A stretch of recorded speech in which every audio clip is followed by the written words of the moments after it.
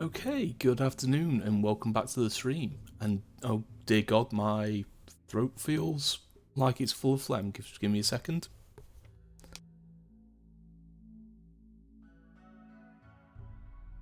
Okay, that's a little better. Uh, okay, yeah, there's a few things I need to cover before we jump into a little more RimWorld. We'll start off with the big one. We hit 100 followers. So we actually smashed right through that. We're now sitting at 104 followers, which means we will be playing a Twitch integrated RimWorld run. I'm still not sure when that's going to be. I need to sit down and get the mods integrated with my current mod list, make sure it loads, make sure it runs properly, and then obviously I need to go through and set the cost of everything and how much currency you're going to be earning while you're watching. So it's going to take me a little time to get that set up. I'll probably get that done over the course of this week. So keep an eye out on Twitter for the date of the first stream of that.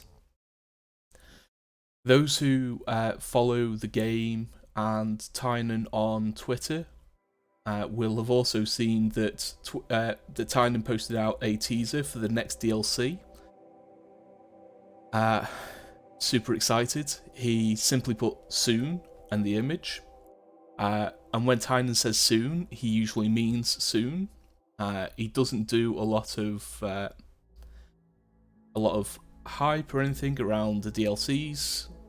He keeps it very simple. So yeah, it's a very interesting image, and I'm excited to see what they come out with for the next DLC.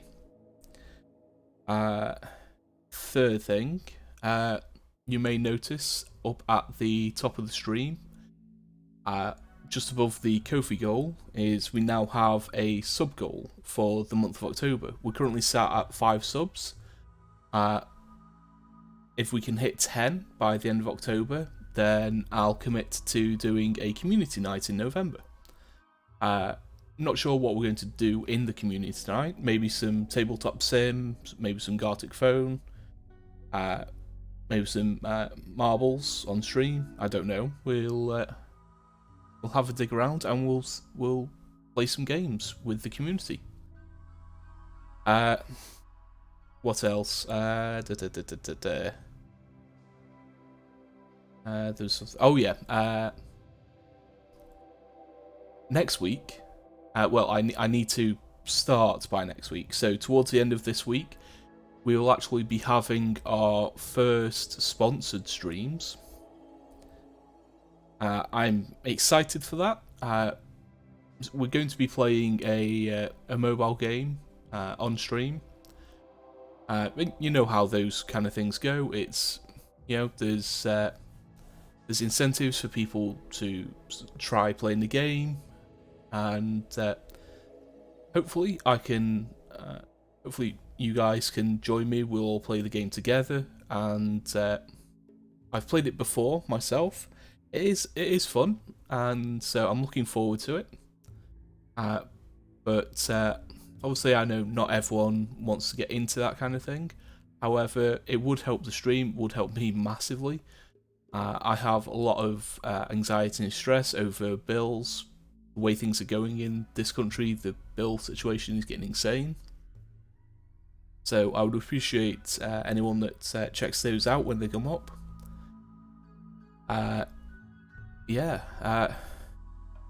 It's all been go this week.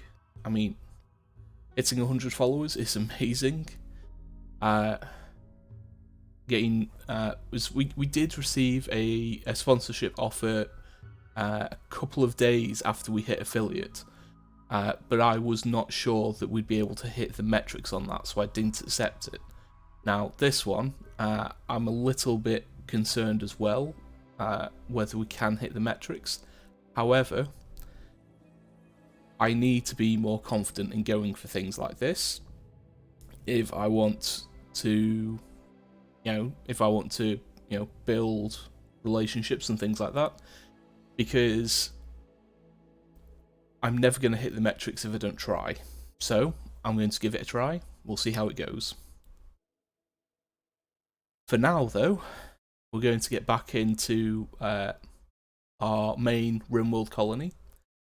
Last stream was a short one because I was really out of it. And today's stream was starting early because my Monday night D&D game has been moved to Tuesday nights for the foreseeable future.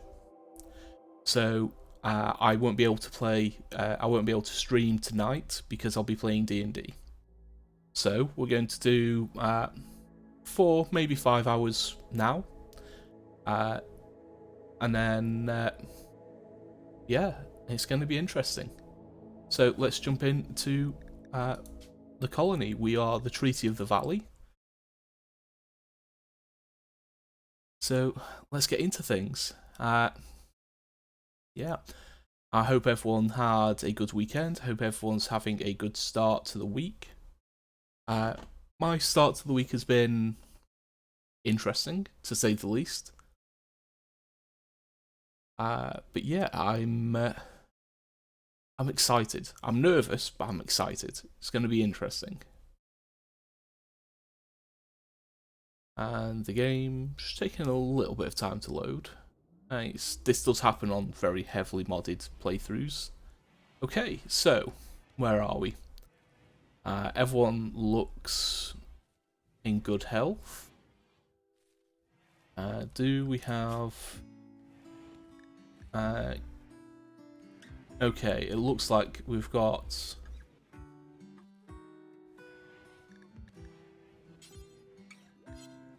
okay, we do have some pain. So, what the... okay, so we do have some pawns with sensory mechanites. That's unfortunate. It means they're going to be in pain, which will reduce their mood. He also has a burn scar from the mech raid, so we could probably do with getting rid of that. Okay, we've just finished researching flak armor. So, we probably want to get... let's see. How we look? We've got prosthetics. Do we want? Okay, we'll probably do the Skymind antenna because that will allow us to transfer Justin and Jarvis into new bodies. Once we get new bodies for them. Okay, we've got our battery room being built down here. We've got a bank of new solar generators being built here because the wind turbine was blocked by the geothermal. These defences are nearly fully built. Our food situation looks very stable. Yep. Okay, we can build this implants workbench.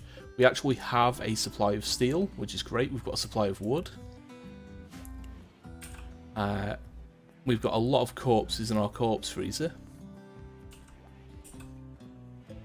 And we have a sonic infestation repeller. Okay. Looking quite good. One of the things I'll probably do is we will move the butcher table in here.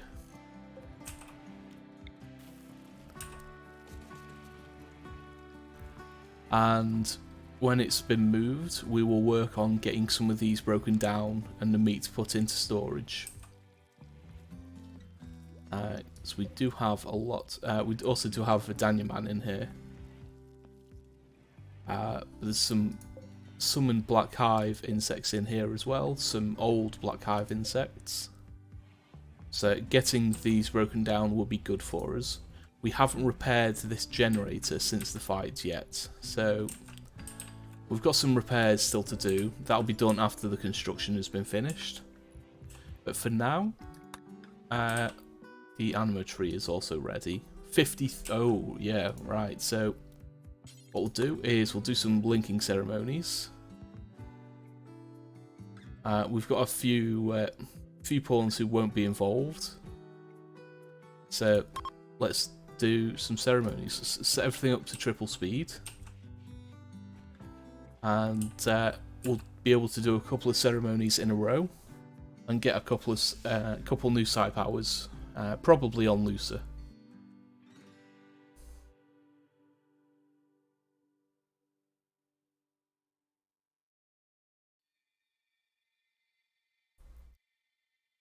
Ah dear. Everything is going relatively well.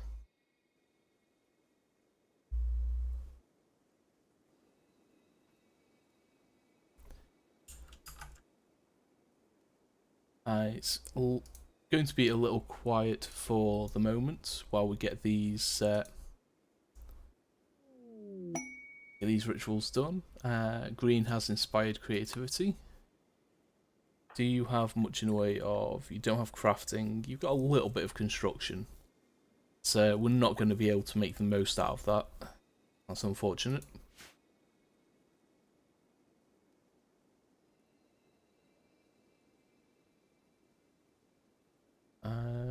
To say a silky egg ruined by the temperature. Yeah.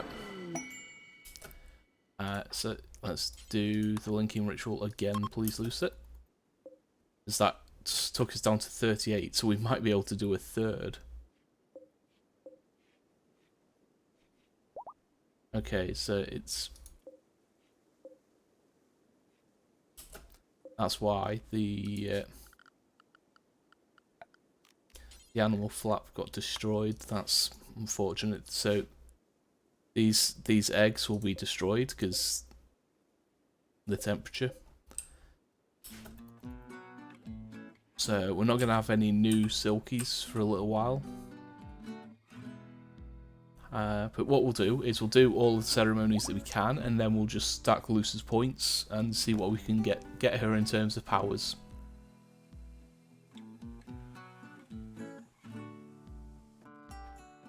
So we'll get rid of those.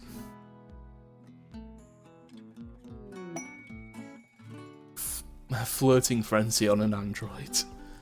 Oh dear, that's a bit of a joke. We did get the basic replacement legs and leg and arms put on our androids, so they're now a little more effective. Okay, 23. Yep, we can get a third ritual done. So let's get that done now. The visitors were disappointed with their stay. Yeah, we're in the process of rebuilding after an infestation and a mech raid, so that's understandable. And the game is chugging a lot.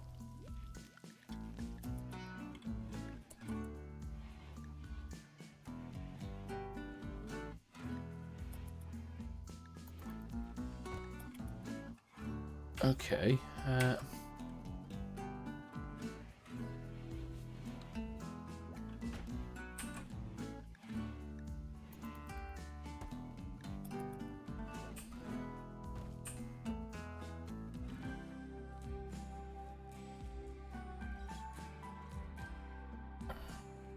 So we'll set it down to 2 times speed, and we'll see what we can get done. Everything is moving a little slow for my liking. Okay, that seemed to speed things up again.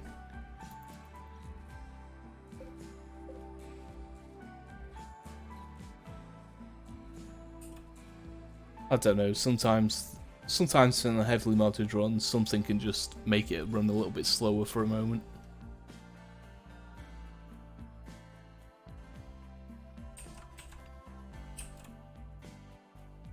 Okay, there we go. So that's got us all 3 points done. Everyone will probably need to go get some food. But that gives us 3 points to spend on powers. So...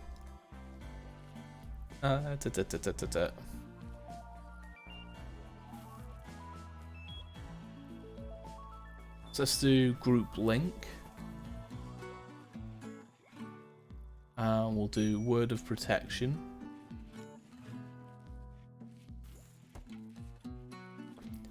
And let's do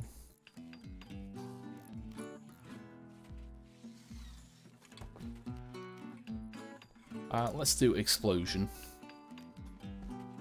So now a level 25 Psycaster.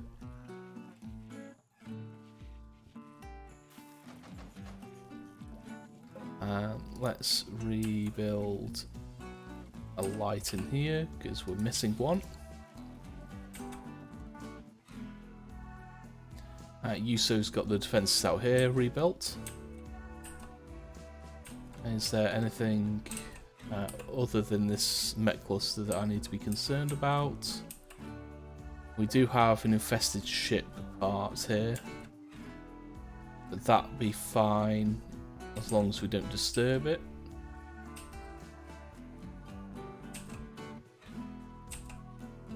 Okay, we're getting some of these fuses built.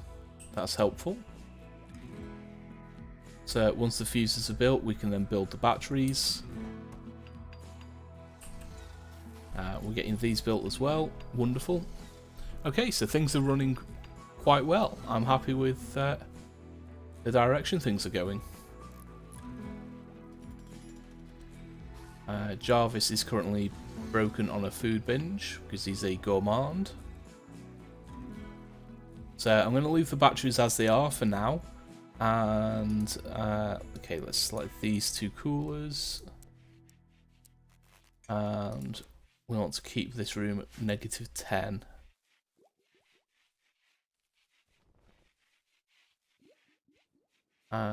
Don't know why Justin is wandering, but okay. I'll try and catch this slowpoke. Okay, catch. Okay, that's the solar panels up. That's the fuses up. I think I'm missing a light in here as well. Should be one there, I think. Okay, so the power's all linked up.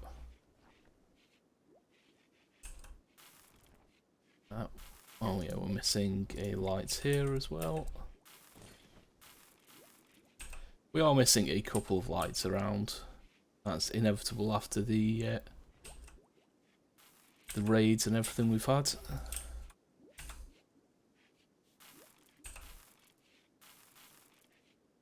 So most people should be getting food and going to bed. Doing bits of recreation, that's fine as well.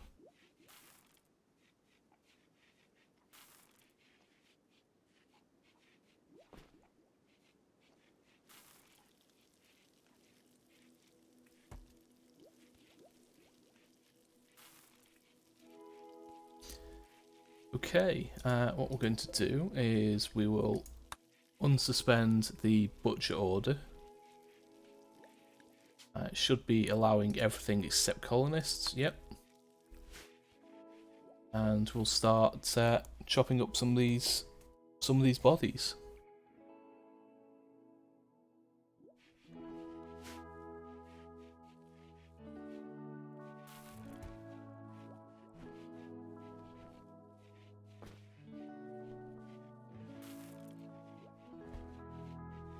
So we are getting into the night, so most people are sleeping.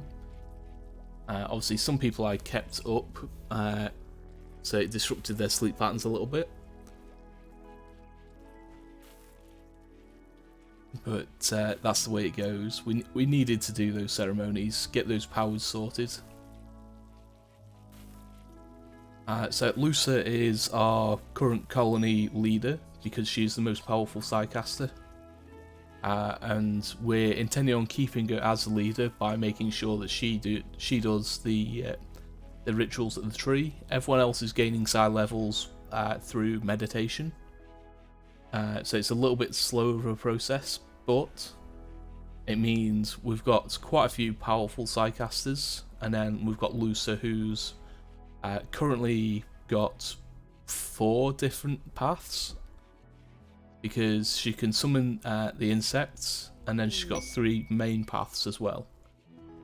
So she has a lot of power and a lot of pull.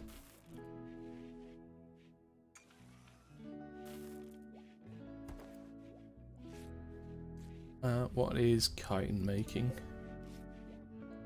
Button-down shirts. Erin is making upgrade kits for us. We've broken down all of the mechanoids that we had in storage. So, yeah, we've got 218 components. That's insane. So it's at times like this when we just leave the colony to run, and we see where it goes from there. They have jobs to complete, so we just need them to go through and get them done.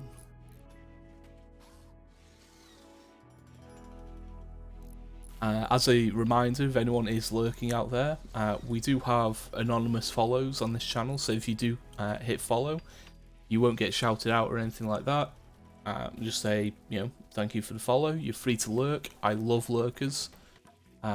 You make this so much easier because it just helps knowing that there might be someone out there listening.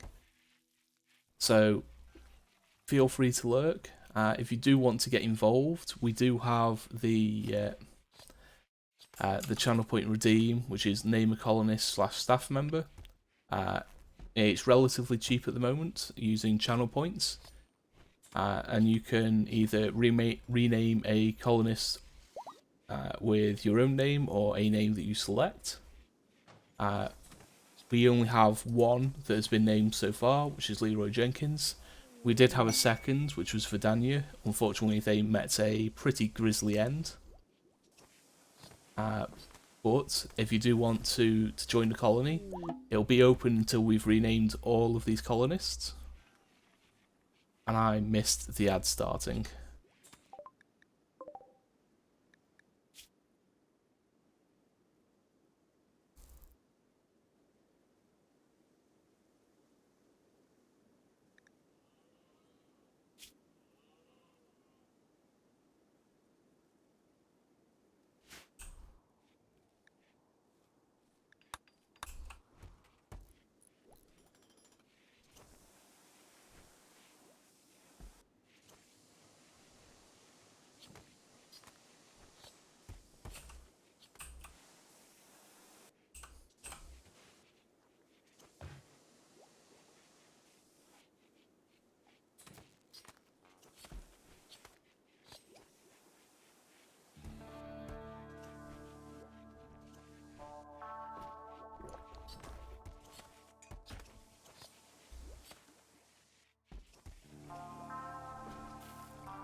Ah, dear, I don't know.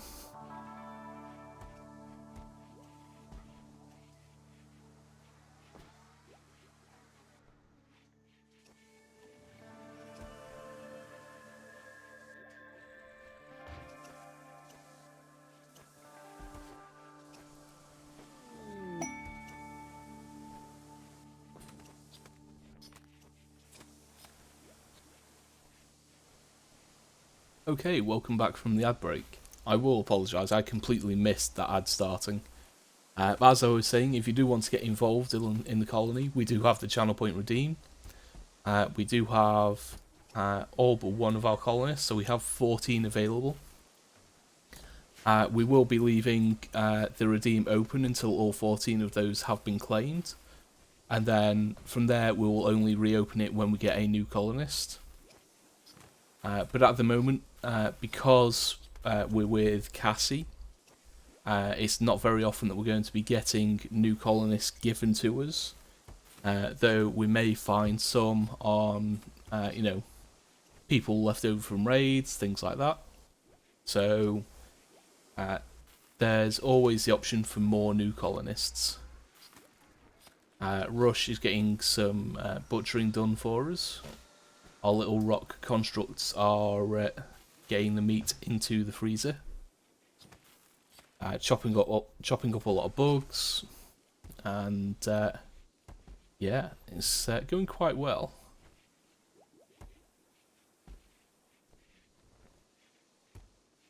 I think we might need to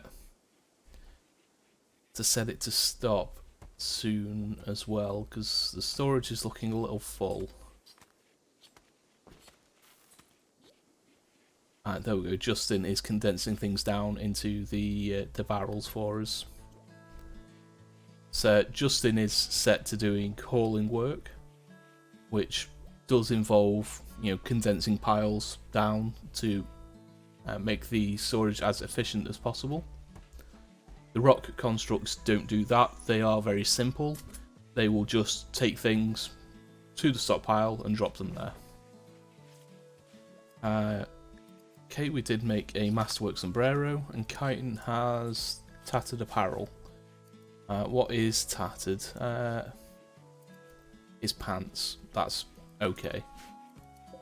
We're not currently making repair kits. We should. Yeah, we are making repair kits now, so we've made the upgrade kits. So the upgrade kits we need for the androids, we needed them to replace their parts. So we keep a small supply on hand, just so we can swap out parts as and when needed. And the repair kits are used to repair our apparel, repair our weapons. So that always comes in handy. Repairs are being done. As soon as the repairs are done, which USO Green, the Abandoned should be going around and getting done now. Then we'll look at getting the batteries set up. Once the batteries are up, we should have then no power issues unless we get a solar flare. If we get a solar flare, there's not much we can do about that. And we are putting quite a bit of trust in our defensive setup with the Sonic Infestation Repeller. Because what that will do is that will repel any infestations from coming into the base, but it will anger the Insectoid Queen, and so they will send larger herds of mechs that will come on to the map, like a standard raid. So it's going to be interesting, because I've not used the Sonic Infestation Repeller before. Koalas tending the Mechanites. See, the good thing about the Mechanites is it does increase your manipulation, your talking, your sight, and your hearing. And the pain does reduce your consciousness a little bit, so you're a little bit slower.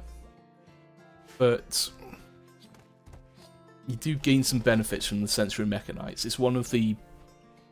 I was going to say, it's one of the better illnesses you can get. It's still not great, but yeah, there's certainly worse illnesses you can get. Okay, we've sorted a chunk of our corpses, so we're going to suspend this again, because we're up to 42,000 raw food, which is insanity. And even with the solar power down, we've got 3,500 power in excess, so we've got a decent excess.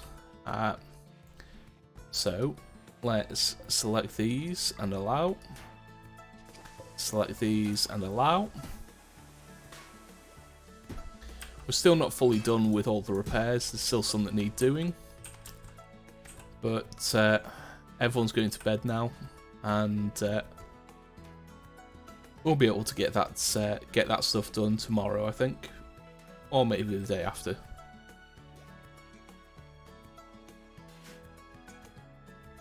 But we'll leave things focused here on the main meat of the colony. We do have a... let me pull it up. We do have a question of the day, which is exclamation mark QOTD. And it's a relatively simple one. If you could have one cybernetic enhancement, what would it be? For me, I'd quite like to have new joints, please. Because my joints are insanity at the moment. It'd just be nice to exist without my joints screaming at me. That or the ability to zoom with my eyes, you know, cybernetic eyes. That would be quite interesting.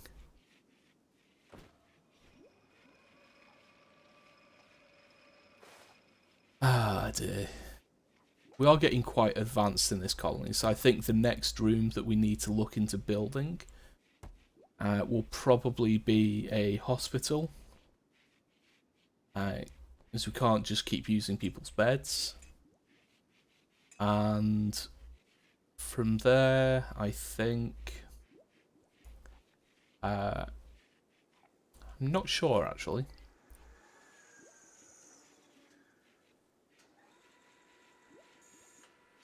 We'll probably do a combined hospital and research lab, because both need to be sterile. And that would... I think that would help us a little bit.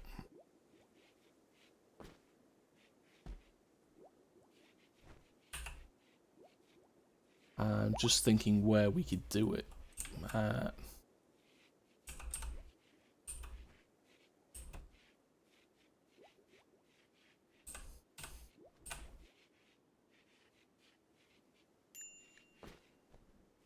Who's exhausted? Koala. Yeah, that's kind of par for the course. You're a workaholic, you've got sensory mechanites, you're in pain. You're going to be exhausted because you're just going to keep on working. Goth Eater. Let's try it. Poke catch. Throw a great ball at Goth Eater. To remind me, I probably do need to go and stock up on my Pokeballs for the community game. It's been a little while, so I've probably got a lot of cash hanging around.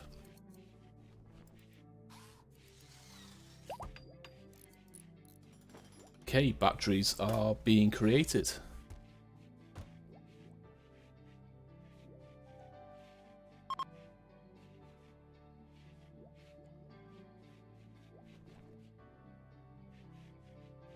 We haven't checked on the contract in a little while, so Kyton, come and check on the contracts, please. We'll see if there's anything we can fulfill. At the moment, there's nothing we need to contract for. We're relatively well stocked on the basics, and while we could try and get something more advanced, I'm okay with where we are at the moment. We need to look into making a bit more money, really. Yeah, so there's not much. Yeah, there's nothing we can do right now. There's some interesting things on here.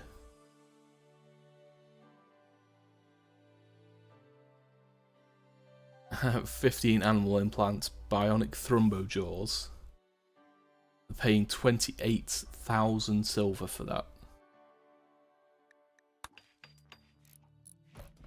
That's a lot of money.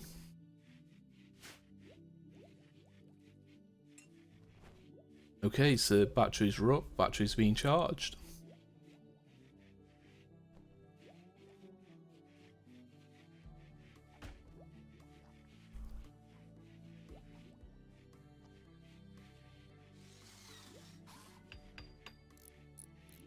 And so the reason why we've built it like this is because these fuses will protect the rest of the base in the event of a ZT event. It'll stop the batteries from discharging completely and destroying something. Because batteries have a tendency to make things explode when you have a ZT event.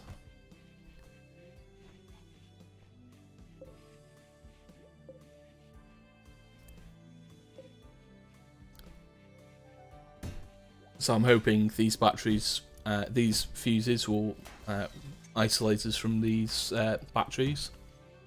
That's also why we've got a granite wall around this area, and it's got a gap between everything important.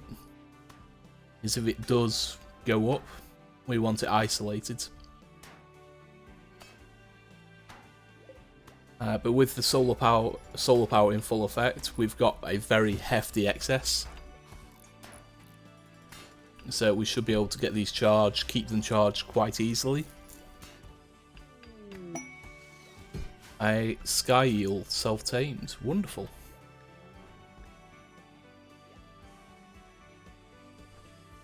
So I don't mind the sky eels, they are quite useful. They have an electrical defensive attack. So, you know, we may be able to use them in raids when mechs show up. Or people with a lot of bionics.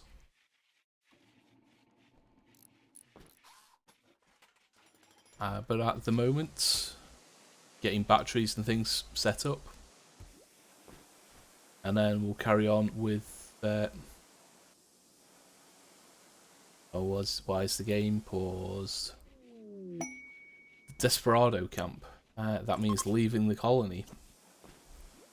Insanity warheads, Susama, Goodwill, 14 tribespeople. Unfortunately, we don't leave the colony. Okay, that's an issue with one of the mods. The Odin chase we're not doing, so that means we have to leave. So the reason why we're not leaving the colony is we do have the city builders meme, which means we desire permanent bases, so everyone gets a plus 20 mood boost because this counts as a magnificent city. And we despise travel, so if we leave the map, we get a negative 30 mood debuff. And that debuff will obviously get less severe once we get home, but it will take 60 days, over 60 days, to get rid of that debuff, which is insane. That's a long time for a debuff.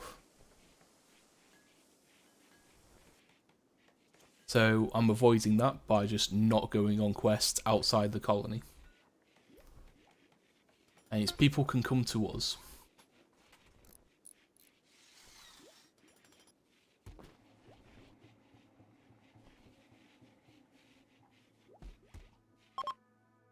Okay, the Skymind antenna is done.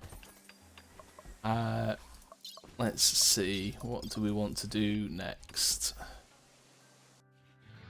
I think we will do... Let's do gunsmithing. That'll allow us to get basic guns set up. We do have some weapons available, but not great ones at the moment. We can now make high explosive shells and EMP shells. So what I want to do is... do we set that up?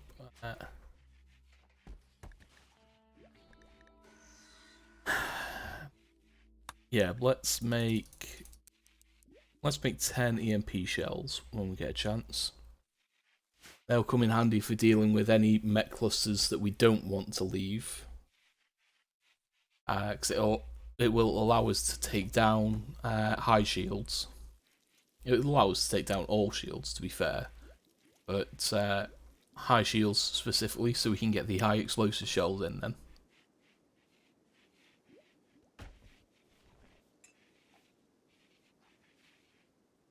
Okay.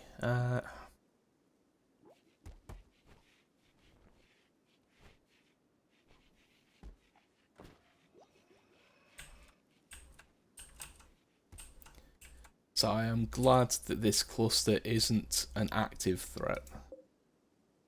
Like I say, it does have a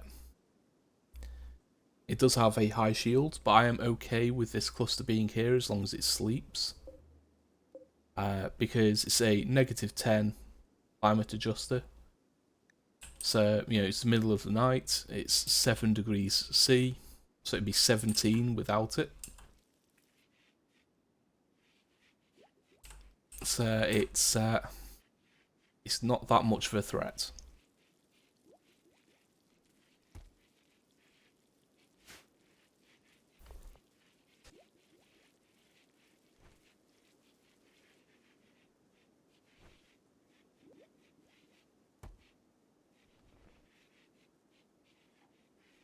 Sorry about that, you have to bear with me, my throat's a little dry today. Just took me by surprise then, just had to get a drink.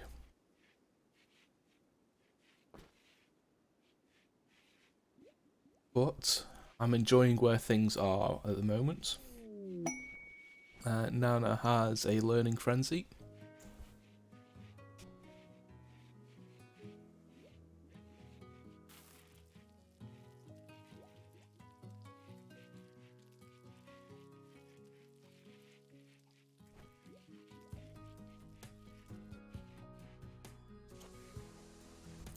Okay, I don't know where that came from. I've just had a bit of a coughing fit.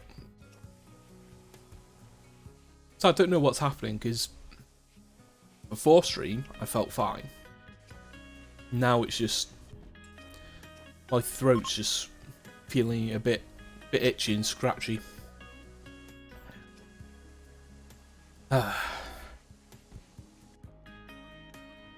So you might have to bear with me a little bit if I go a little quiet, just because I'm probably just protecting my voice a little bit.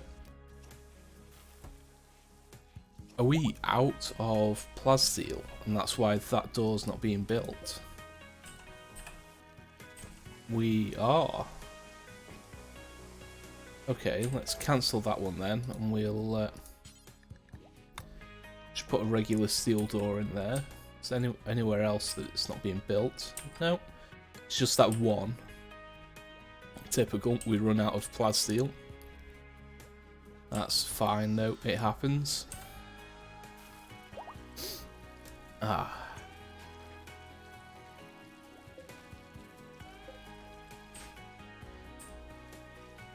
But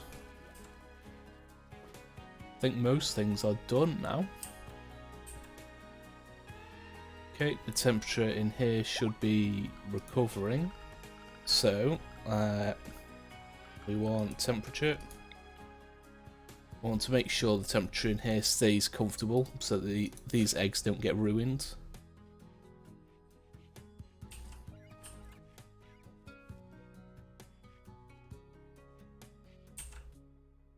And in here we need to replace these.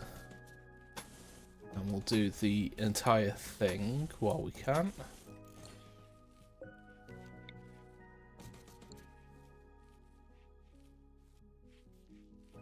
And for the moment, let's uninstall some of these.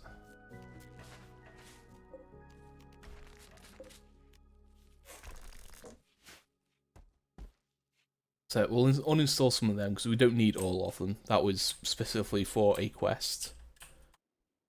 And we'll look at getting all of this built up and replaced. There's still some repairs that need doing to these walls. These are within the home zone, aren't they? Yeah, so all of this is home zoned. That's fine. We'll make sure that wall is covered completely there. All of this is covered. That's great.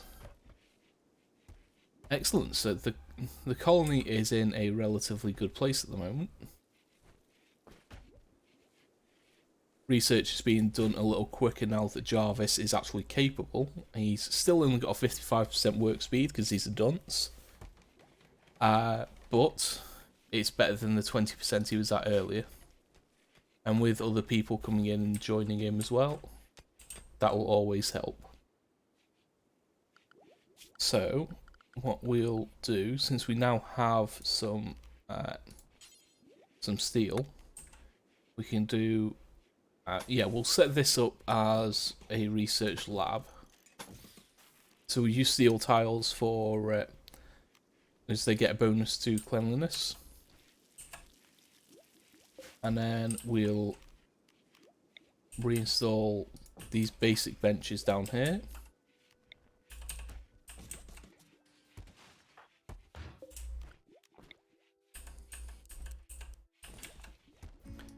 Okay, and no, we want the bench, not Jarvis.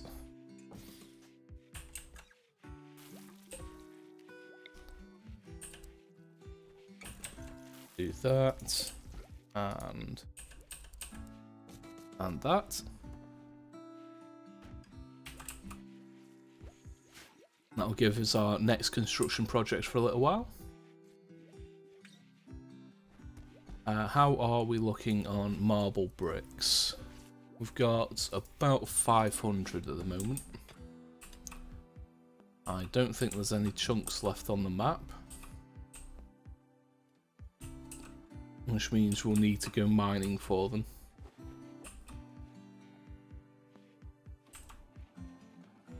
So we are going to strip mine.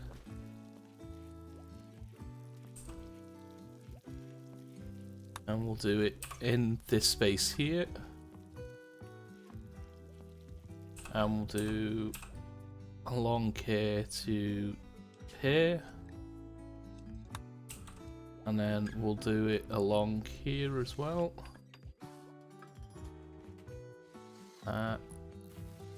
Yeah, let's just do it down to here. So we'll strip mine all of this out, and this will give us it'll give us access to quite a bit of resources. Most of it will obviously be stone chunks, but I'm willing to bet there's steel and components in there as well, maybe some other bits. So we can't do the multi-analyzer until we get a high-tech research bench. So while we haven't got that, is there anything in Vanilla Expanded that we want? Yeah, we'll go for waste disposal, so let's get modern furniture. And it's not miscellaneous, it's under production. We'll build a couple of high-tech research benches. And let's build a copy. One there, one there. A wild lichen rock. Poke catch. Great ball. Let's throw that. We'll see if we can get the lichen rock. It'd be nice to get something.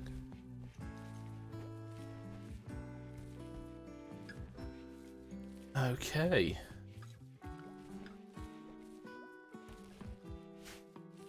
Fungus has been harvested.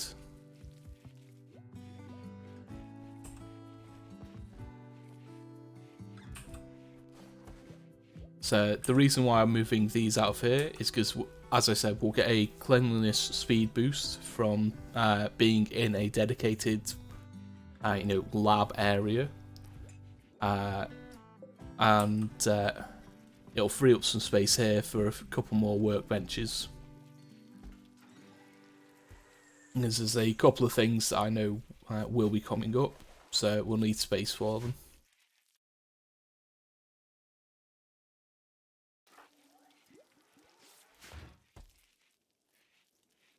So we'll let things run. Yeah, we've managed to get 7,000 power stored, and we're still storing because even without the solar, we've got 24,000 power spare. So we're doing quite well power-wise. I think I might be coming down with a cold. Smoking, good morning. Hope you're doing well. Thank you for dropping in. It's good to see you. I hope you're having a good start to the week.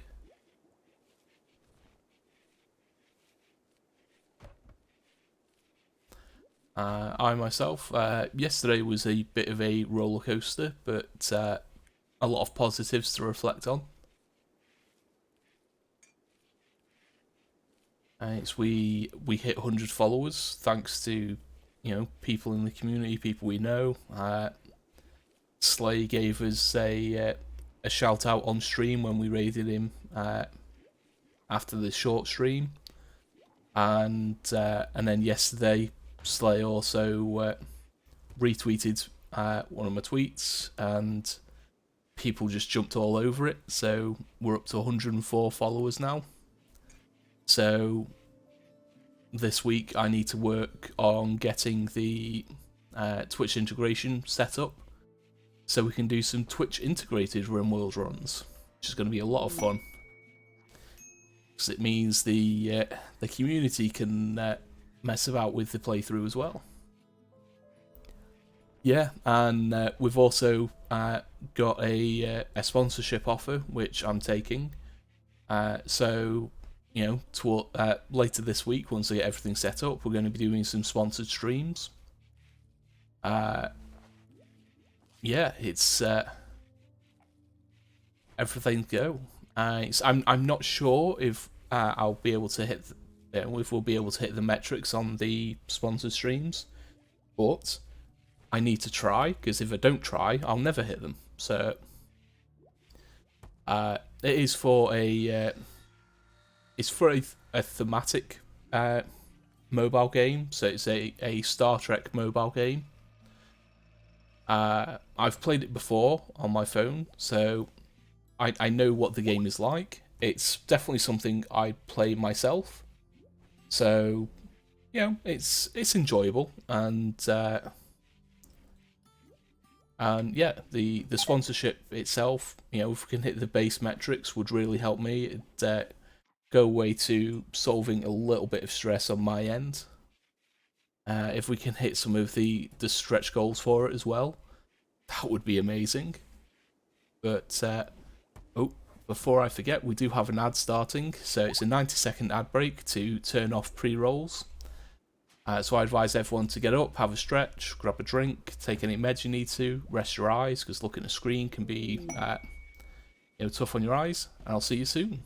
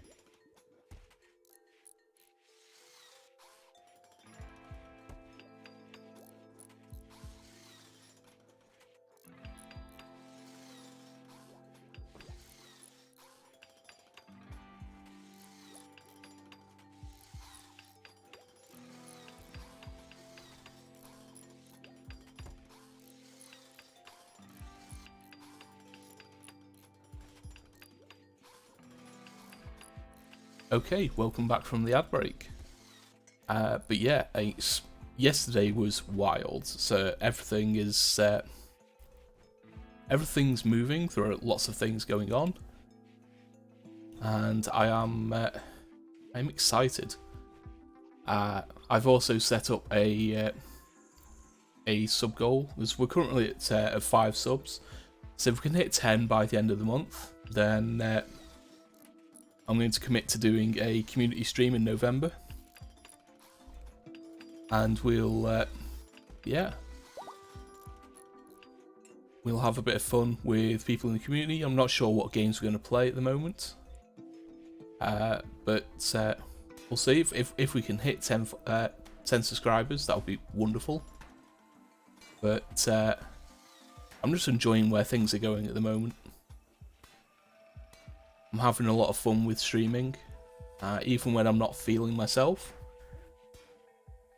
So yeah, let's just keep going at it full tilt, really. Inspired research, learning frenzy, journey to the desolate installation. No thank you, because that means leaving the colony. People are gathering for a party. Wonderful. Oh no, it's a marriage ceremony. White and Chitin. Nice.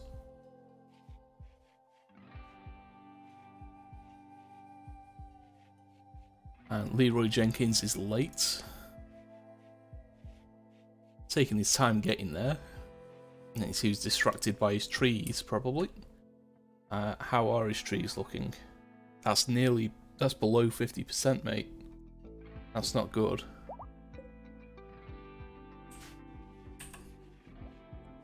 Okay, everyone should be celebrating. Some people are going back to work. I don't know, some people,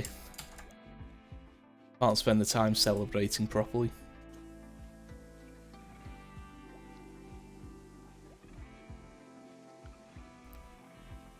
Yeah, definitely get the geothermal repaired, please.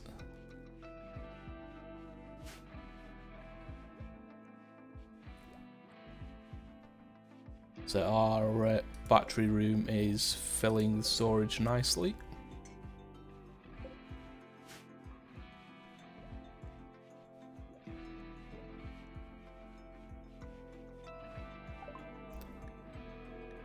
We'll assure your safety. The mechanoids are currently asleep, so you'll be fine.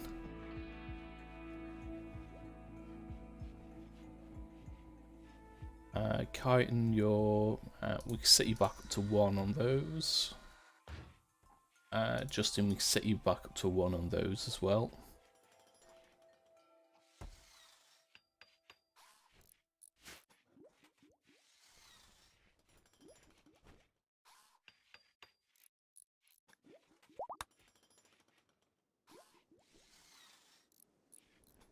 Okay, the marriage ceremony is finished, the guests are showing up.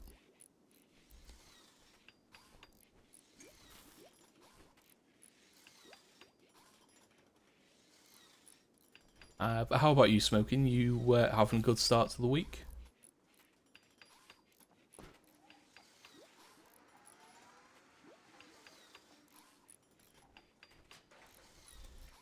We're coming close to finishing the current research project. Justin's attempting to make some friends, managed to offend someone. That's good to hear.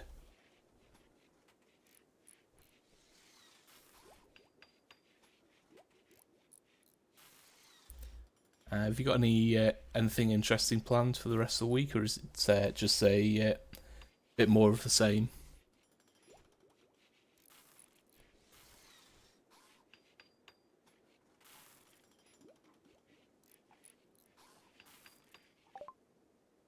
Okay, modern furniture is done, so now we can get waste disposal.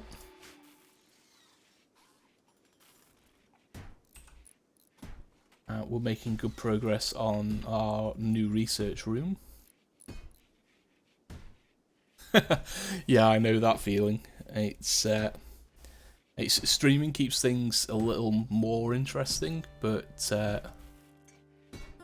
yeah, it's sometimes the weeks do just blend together. And who's sleeping? Okay, Koala has fallen asleep outside. He must have collapsed from exhaustion. But yeah, I'm the same. Sometimes the weeks are just all blending together.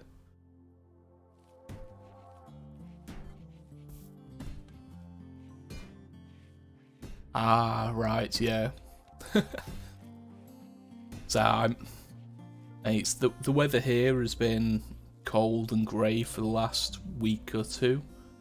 You know, my joints are screaming at me a bit about it, but as long as it stops changing all the time, because it's the thing that affects me more is the constant changes in air pressure. So if the weather is constantly changing, it's worse. But at the moment, things are relatively stable. I'd like it to stay that way. It's almost like, you know, once we get to winter, I want it to stay where it is, and that's fine with me.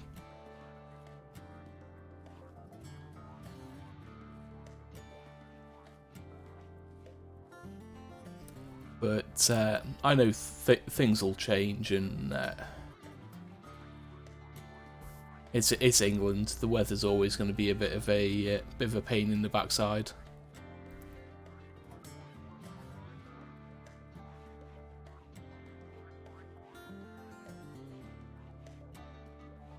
But I don't know if you've seen, but Tynan, the creator of well, the lead dev of RimWorld, has put out a teaser for the next DLC. He posted an image to Twitter that just said "soon." It's a really interesting image. It's a more demonic looking character. You know, red skin, very Ziggy Stardust kind of look, with horns. I honestly have no idea. So yeah, there's a very small child that's strapped to the character's back. There's what look to be a couple of mechanoid pets. They do look very much like mechanoid art that we've seen already for the game. So there's also a lot of ships. There's a meteor shower. The planet in the background is a slight different color as well. So I don't know. The running theory is that it's going to begin with an M, because the first two DLCs we had Royalty, which begins with an R, and Ideology. So the running theory is that the DLCs are going to spell out all or part of RimWorld. So we've got R, we've got I, so we think the next one is going to be M. Now, what that's going to be, we don't know. I know Drongo mentioned that he thinks it might be mechanists, which would make sense. But at the moment, it's all up in the air. This is what Tynan does. He keeps things very simple. He doesn't give us a lot of information. And when it comes to the DLC actually dropping, there's never a huge amount of fanfare and build up and hype. He likes to keep it relatively well contained, and so it's the sort of thing they never overpromise and underdeliver. They do the opposite. They keep things relatively simple and calm, and then they absolutely smash it. So it's going to be interesting. I want it now, but I just can't wait. I'm so excited because I've really enjoyed both Royalty and Ideology. Both of them changed the game significantly in how things are played, and you know, enhanced with mods. The game replayability just went insane. And so I don't know. Maybe we get a new playable race or multiple new playable races. Because you know, in the base game, everyone's human. There's no aliens. There's no mutants. There's no you know, there's no demons. There's no aliens. So maybe we get aliens. Maybe we get, you know, maybe we get demons. Maybe we get a playable cyborg race, which would explain the mech pets and things like that. But at the moment, there's no information. It's all speculation, and that is how Tynan builds the hype for the DLCs. He'll give us he gave us no information. He gave us an image and soon. So, we've got no date, we've got no information, we don't know what's going to be in the DLC. But it gets everyone building hype because everyone is speculating what it might be. And I am ready for it. I want it. And I can't wait to check it out.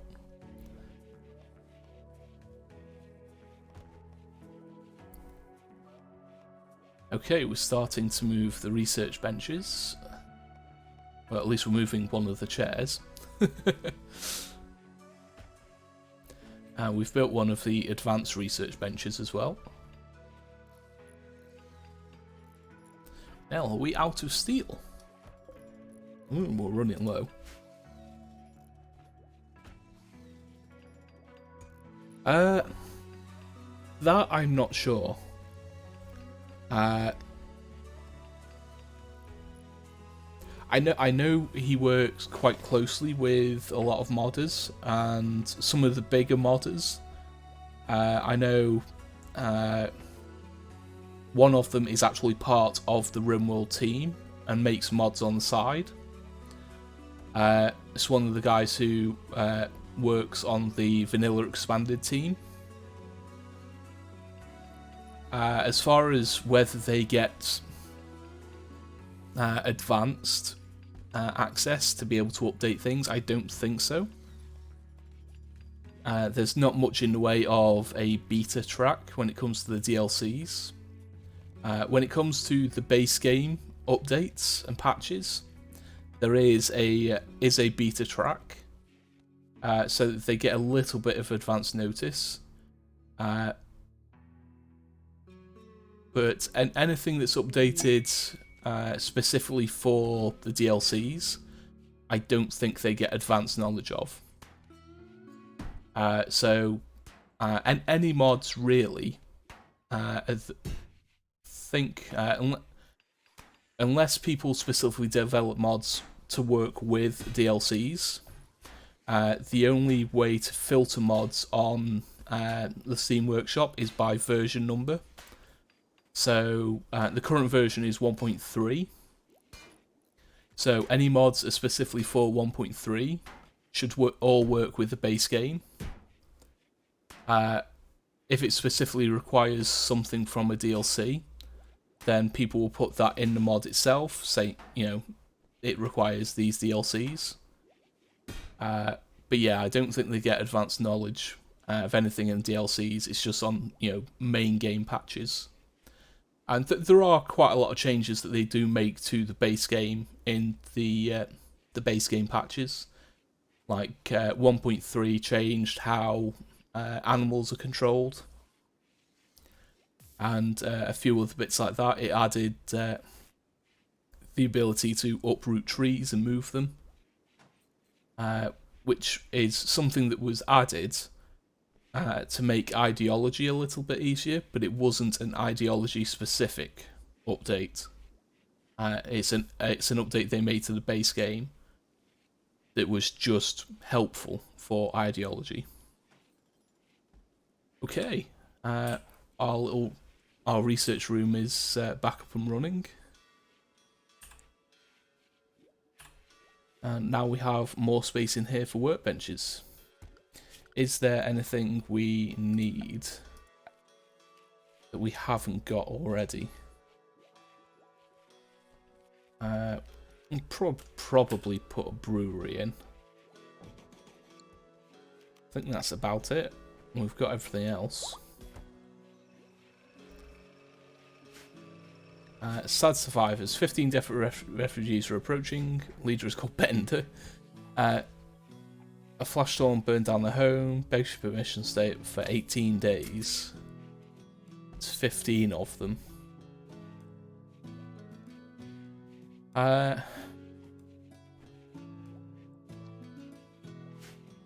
15. We can open up these beds to them. 15. If they turn on us, that's going to be bad. Do we take the risk? We can feed them easily. No, I'm going to turn them away, because don't know what their ideology is like, so don't know if they're going to be useful or whether they're going to cause trouble. And we don't know if they're going to turn around and betray us. And while I think we could defeat 15 people, it's not a risk I want to take. Okay, let's set up industrial generators.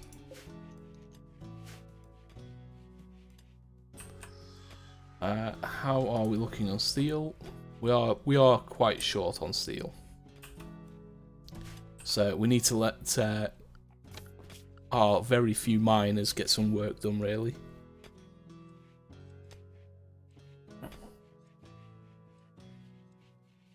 So once construction's done, we should see some more mining being done. I'm hoping that there's some steel in here, which there should be. That's a large area. There's no steel in there. That's a bit of bullshit generation. But we've got a lot of space to do more mining in as well. So we'll probably do some around here. Probably come down here as well. What we'll try and do is we'll try and mine without exposing any of these bits to the rest of the base, because we do want to make sure we funnel people through here.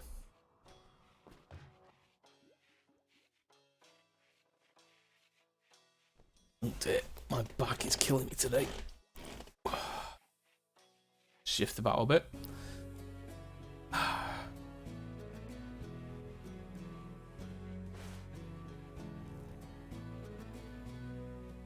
So we do have a couple of pawns that have currently got sensory mechanites, so they're in a little bit of pain. But sensory mechanites is one of the easier things to deal with. It does require constant tending, but it gives people a bit of a boost to some of their stats, so it can be helpful. But yeah, it just gives people a little bit of pain to deal with.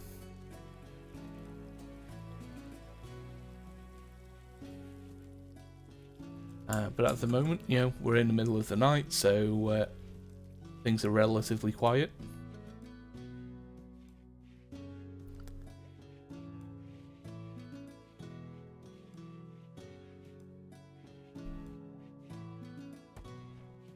But I'm happy with how things are going. We've rebuilt parts of the prison. You know, replaced all the walls with granite instead of just raw stone. These bits can go. We replaced the doors with granite doors, so we've now got 2 doors. It's harder for people to escape. We'll probably fill in these walls as well, because people will try and dig through there. We've got a heated room for our eggs and our hay storage. We make more hay than we need, so I'm fine leaving that as it is. Our Anima Nexus trees are being tended by Leroy Jenkins. He's struggling to keep up with them at the moment. Okay, their stay was okay. They gave us a lion pelt bowler hat and a patch leather fez. Wonderful. Couple of gifts. We do still have a lot of corpses in our corpse freezer, but we're also running low on space in our regular freezer, which we'll probably build more storage for, actually. So we'll do that. We'll put a couple across here as well, a couple across here. Then when they're built, we'll copy the settings from this one, and we'll paste the settings into these, and then people will fill these with the stuff that's just been dropped on the floor.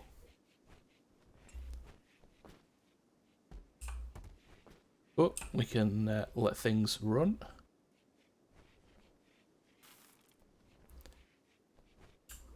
At the moment, everything's relatively... yeah, things are going well. I'm happy with where the colony is going.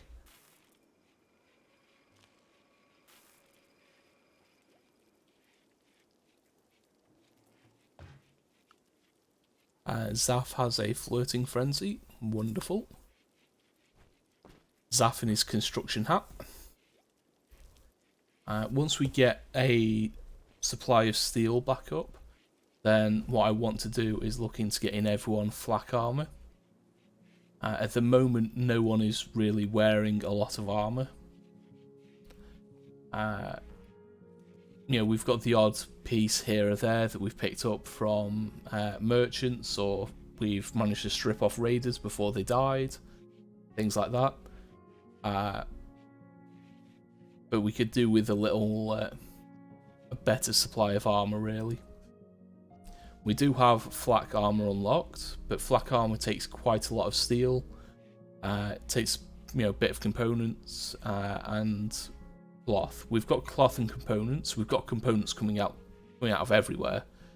We've got, you know, 200 odd, I think. Oh no, we're down to 134 components. So we've used quite a few components, probably building this stuff. Yeah, we've still got a decent supply. We've easily got enough to make flak armor for everyone. It's steel that we don't have, so we just need to let people get the mining on.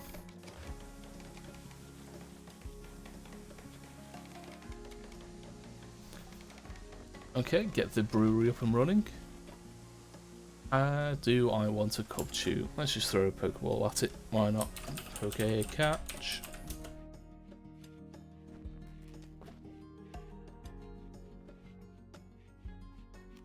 Okay. And again, at the moment, there's not much that I need to do, so we'll just let them run and see where they go.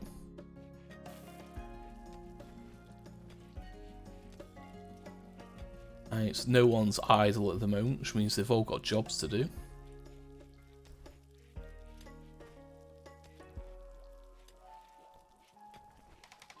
So we just let them do it.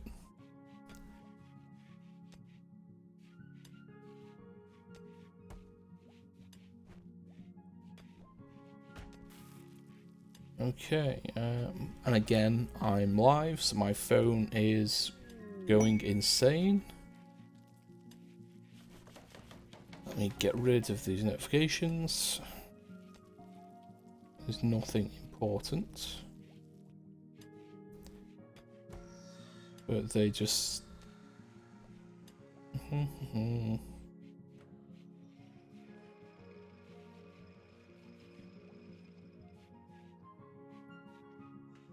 Okay, no, nothing important. That's typical. Okay, so sometimes the Pokemon community game is frustrating. I've not caught anything today that I've thrown Pokeballs at. Okay, let's give Leroy Jenkins... we'll give him Skip Shield.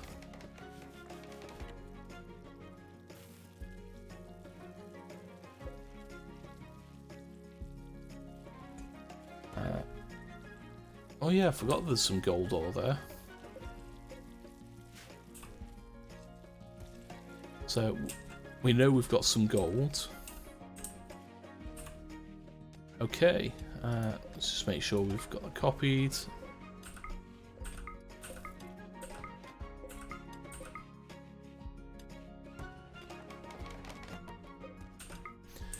Justin is on hauling tasks, and so getting things moved into these will be one of the tasks that he works on almost consistently until it's done.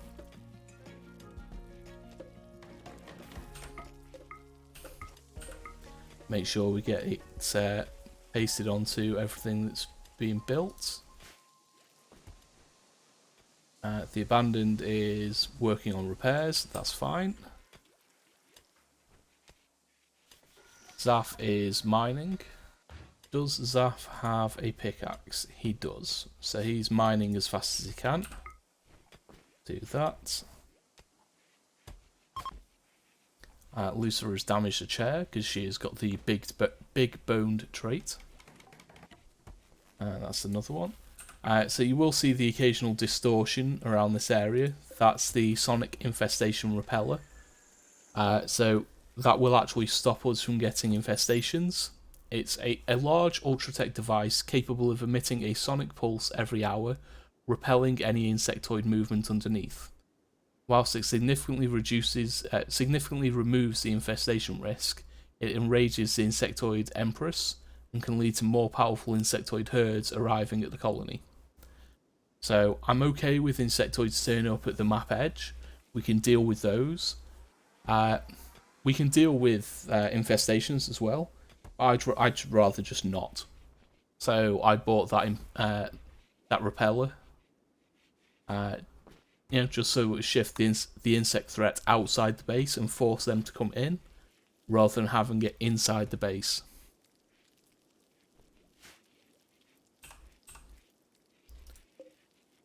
We've already done that one, that's fine. So I think the abandon's coming to finish off these two. Or just the one. There we go. So they're all set now, so our colonists will work on getting these filled. And these ones here as well. And it'll just tidy up the base a little bit. We do have an advert starting in just over 20 seconds. So, as before, 90-second ad break, turns off pre-rolls for half an hour, which means we get rid of pre-rolls completely.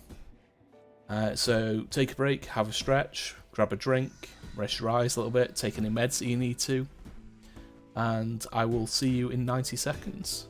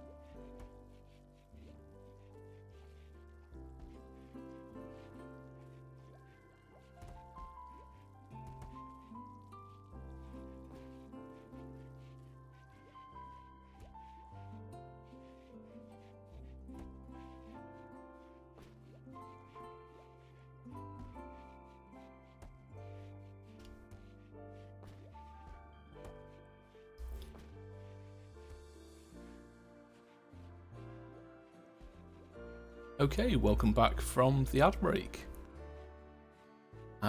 Yeah, I'm happy with where the colony is at the moment. I'm just waiting for Cassie to come and try and destroy it. Did we get waste disposal? Yes, we did. So we need steel to build that though. So waste disposal gives us access to bins, which removes trash and filth in either a 10 or a 20 cell radius. So we can build a steel large bin. We can build small bins out of different materials. Oh no, we can build them all out of different materials. Okay. But if, yeah, so what I usually do is we place a couple of these around the base, and it just helps keep things cleaner.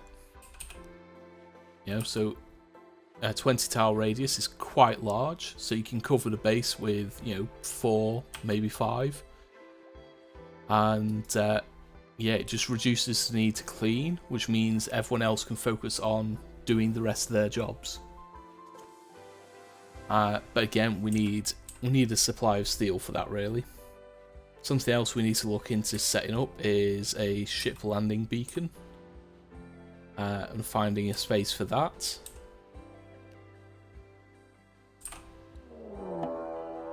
Okay, pirates with a psychic droner. Oh god, it's an outpost nearby. Which means we need to go and fight it. That's... So not only is there a psychic drone that's going to affect all males, which is most of our shooting pawns, we're also going to get a negative 30 mood debuff by leaving the colony. Oh, this is going to be rough. And there's 24 enemies. Okay. And you're affected by Sensory Mechanites, so you know you've already got major mood issues. See, we have a lot of mood boosts, but oh, it's a high psychic drone as well. That is ridiculous.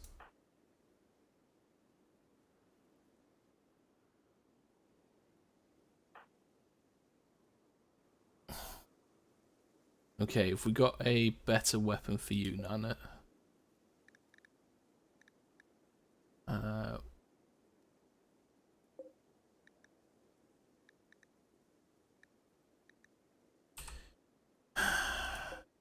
This is a pain in the backside. Let's give you... Let's give you this charge SMG. Okay, we are going to need to go and fight this, and with 24 enemies, it's going to be rough. So, let's Nana get that for us. Okay. Bomb caravan, we're going to go and have to deal with it.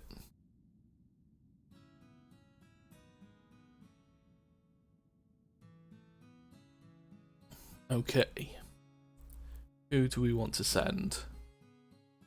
We need to send our ranged pawns, as we will need all of them.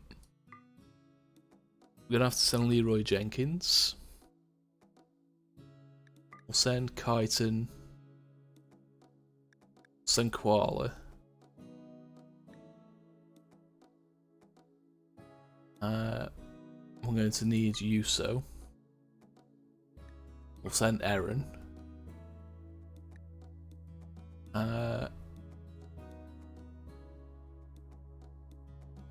We'll take White as well. So 1, 2, 3, 4, 5, 6, 7, 8, 9, 10, 11, 12. So we'll take 12. Travel supplies, don't want to do automatic.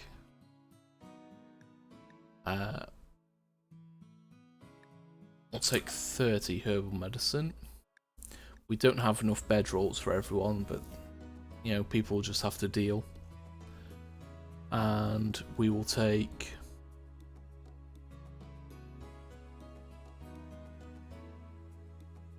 it's 12. We'll take 24 simple meals. Yeah, we'll take all of the packaged survival meals that we've got. This is going to be a pain, 'cause we need to send a lot of people to fight this, but it's going to absolutely tank our mood for 60 days.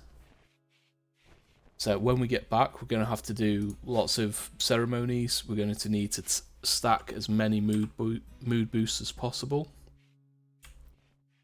And we've just got to hope that we don't get any major threats on this tile while we've only got 3 people here.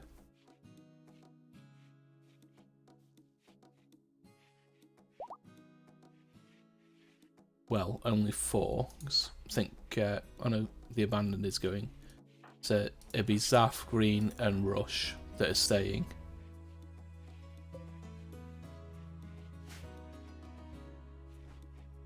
This is going to be interesting. Yes, you're forming a caravan.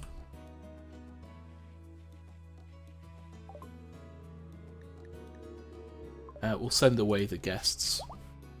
Don't want to deal with guests with just three pawns. Yeah, why are you going and eating meals when you're supposed to be forming a caravan?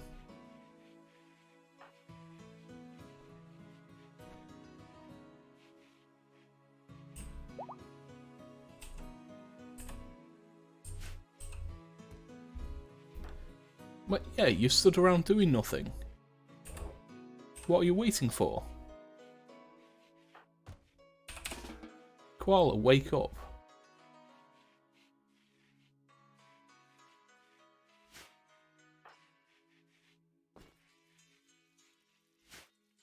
What are you waiting for?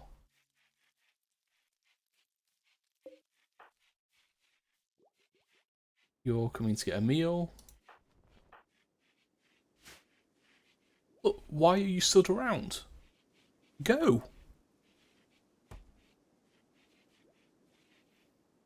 Who are you waiting for?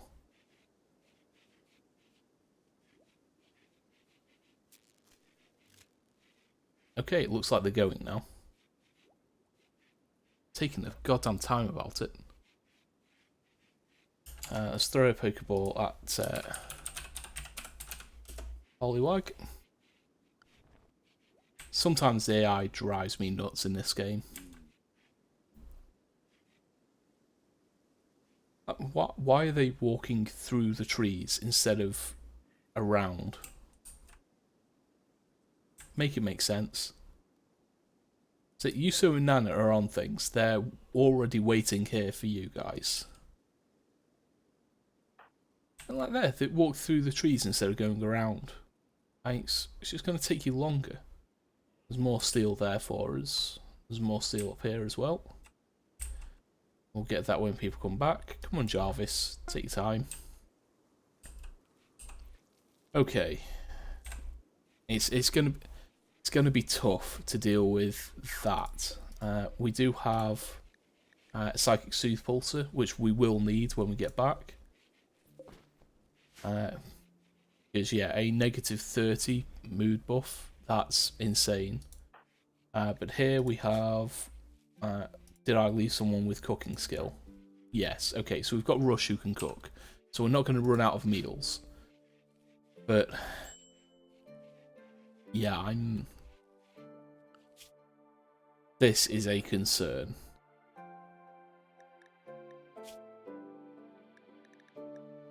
Because everyone's mood is going to tank.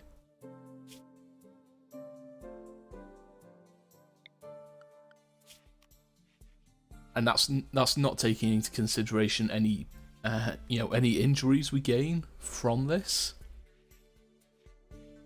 It's like, yeah. But we need to get rid of that high psychic drone. That is mean. It's mean as fuck.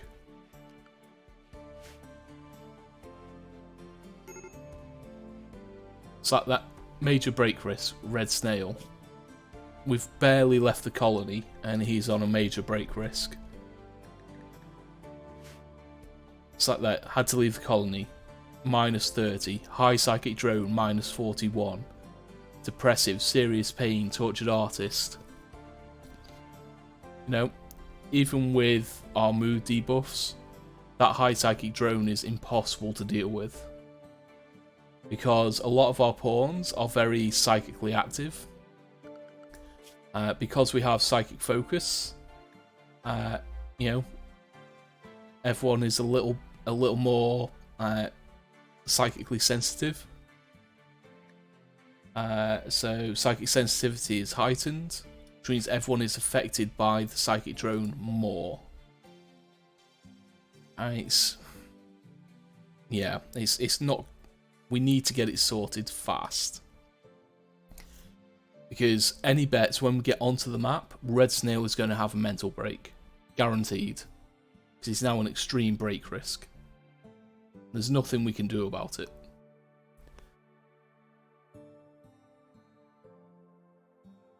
Because I don't think anyone has the Word of Serenity Psycast. But if they do, we're going to have to use that on him to leave the tile with him.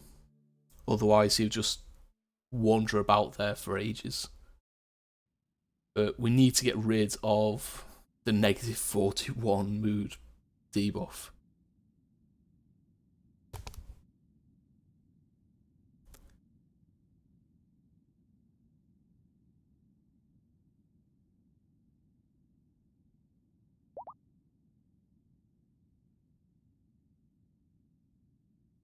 So luckily, of the 12 that we've sent, 2 of them are androids, so they won't need to sleep. So there's just 10, which means we're only a couple short on the sleep on the bedrolls. But this is going to be painful. So if Red Snail breaks the moment we get onto the map, it's that Red Snail. Can we see his bio? No. Tab with more. No. Ah, there we go. Yeah, he's tortured artist, depressive, and nimble. So he's not got anything that will help, but he is one of our better psychcasters. We're very nearly there, although people should be starting to sleep for the night. We arrive at night, that's going to be a pain. Okay. Here we go. Generating map for new encounter. Caravan arrived. Jump to location, zoom in. Okay.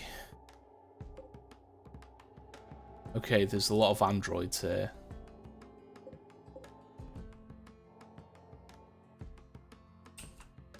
We are down here, which means we've got a bit of cover. That'll be helpful. They've got no electricity. They have a fire phone popper. Is there any other threats on the map that I need to be aware of? No. Okay.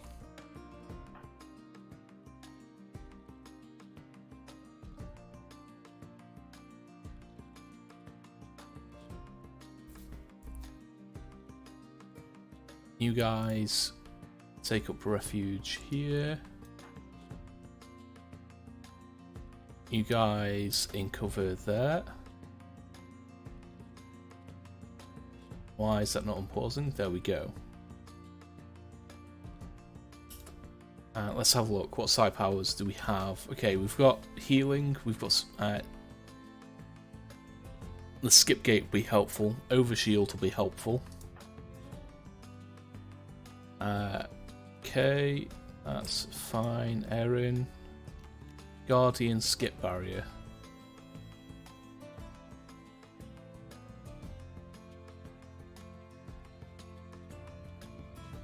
Okay. That would be helpful.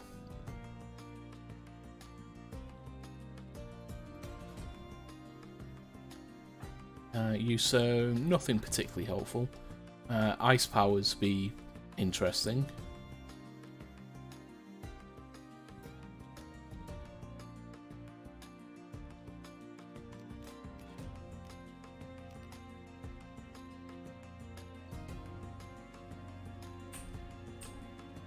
Okay, we could set up a cold zone as well around their base. Red Snail, you've got Technomancer powers. Lucer, you've got the useful powers. Okay, so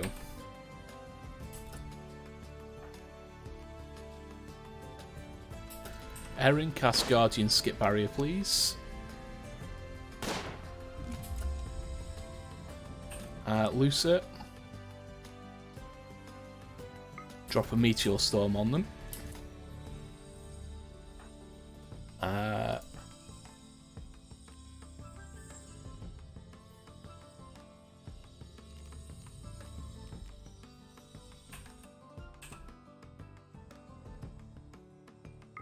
We'll drop a Cold Zone there as well.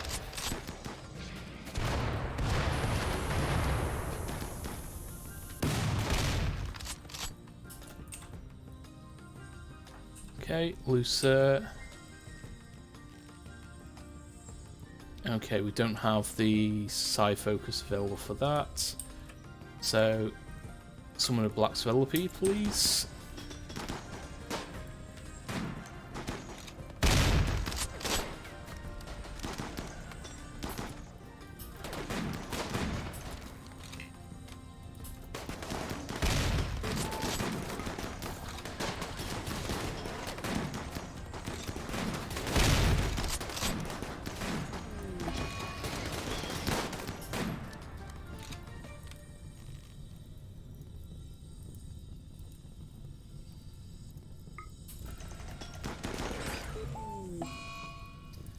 Okay, those died quite easily.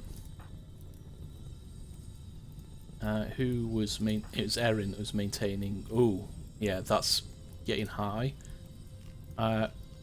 Okay, let's fit the overshield on Yuso, please.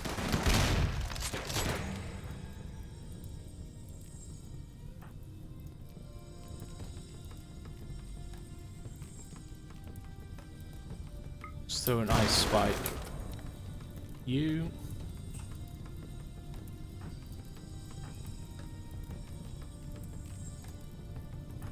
Okay, any other powers?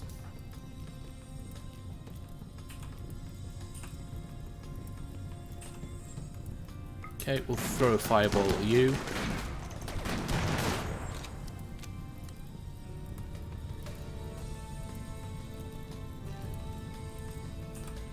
And we'll throw a blinding pulse back there.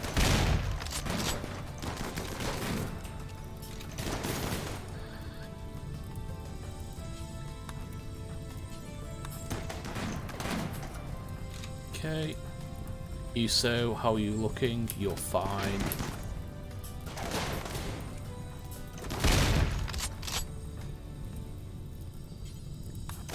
Leroy Jenkins, come and take out this guy, please. White, come and take out this guy in the back. Okay. That barrier is down. The cold area should be getting people hypothermia.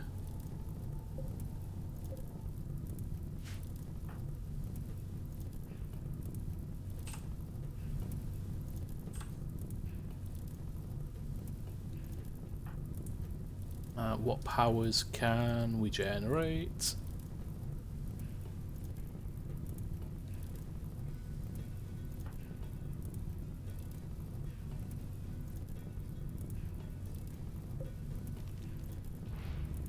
Okay, what we'll do is we move you guys in here. And you guys in here.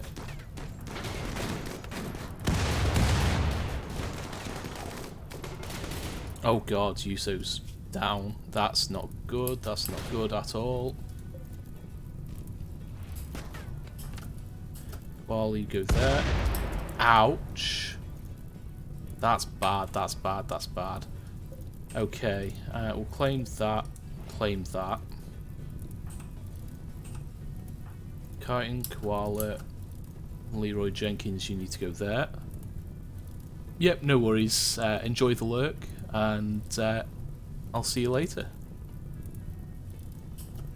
Okay, Justin, you can go there. Nana, you can go there.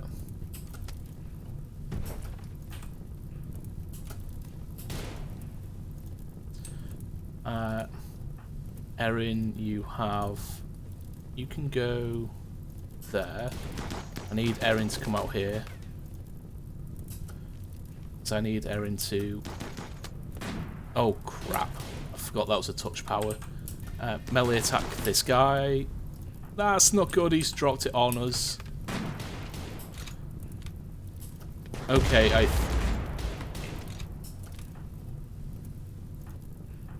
Erin's down, you guys need to... Did I not hold it open? No, I didn't. Oh dear. Okay. Qual, you come down here. We're gonna lose pawns in this. I know we are.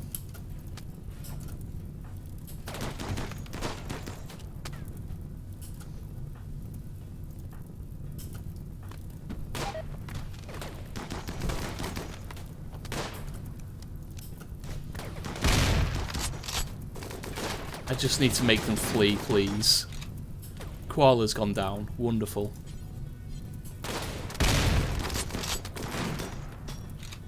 I think this might be the end of the colony.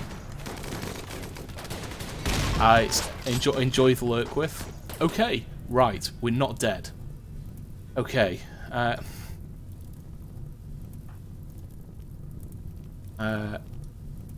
Leroy Jenkins, you stabilize. You're 3 hours, you're 7 hours, you're 8 hours. Chitin, are you bleeding? No. Right, okay. We need some sleeping spots.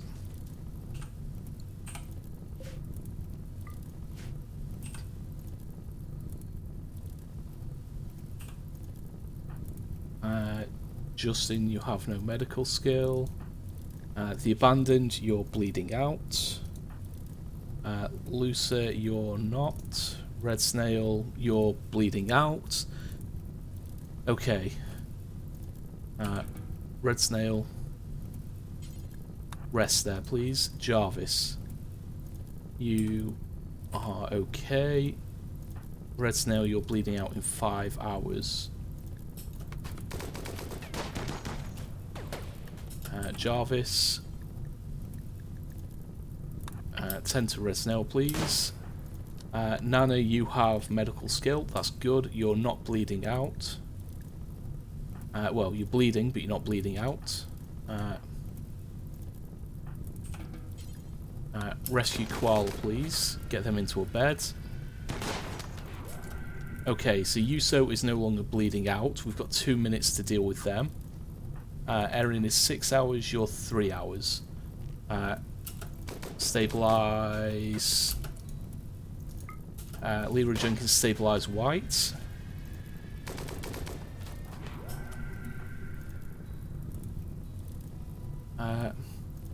Okay, Nana.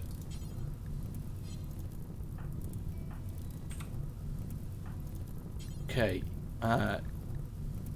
tend to Yuso, please. Abandoned, rest, please.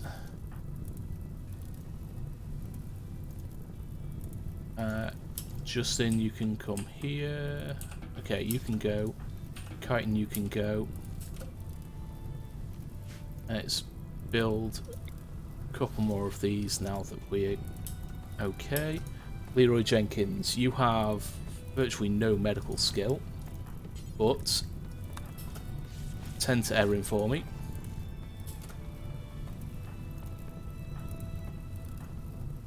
Yuso. Okay, Nana is tending to your wounds. Red Snail, you're being tended to. Lucer, you can go do things. Okay, Koala is bleeding out. Lucer, tend to Koala, please. Chitin, you're sleeping but you're not bleeding. Tend to the Abandoned, please. And Justin, White is bleeding out. Well, he's not bleeding out because he's got stabilization for 2 hours. Nana's making progress there.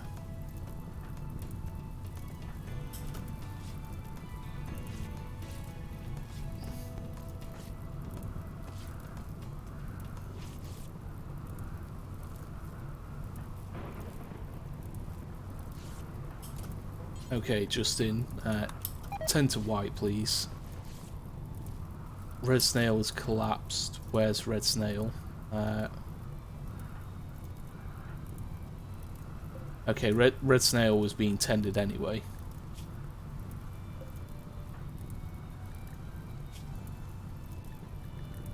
Okay, Red Snail is no longer bleeding. Looser.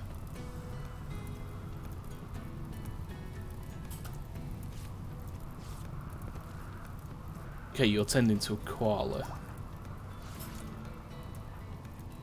Koala, what the fuck do you think you're doing? Rest, please.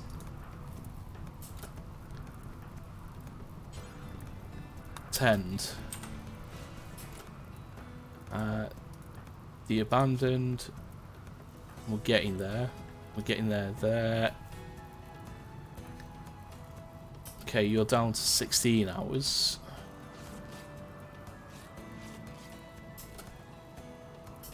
Okay, we do have an advert starting soon. So 90-second ad break. I'm just going to be tending people here. Okay. Leroy Jenkins has got you sorted. I'm going to set you to self-tend, Leroy Jenkins. Tend yourself, please. Okay. Okay, Yuso is sorted. Nana. Get Yuso into a bed. The abandoned. Why are you... Okay.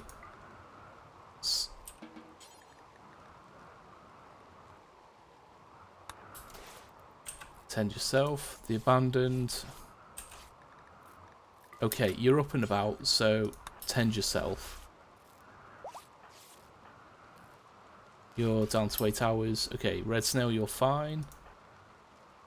Yuso is fine.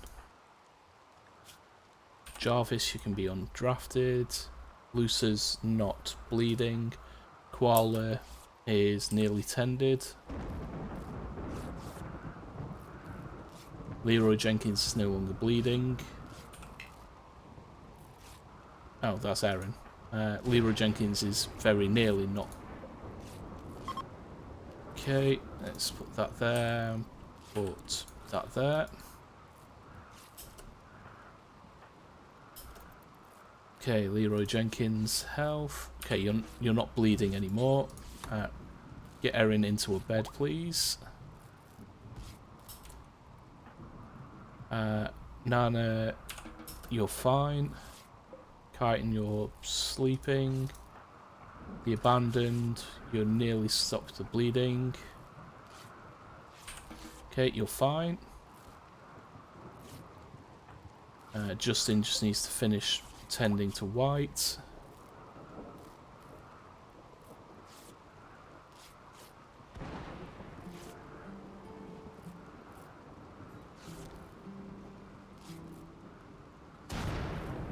Okay, Justin.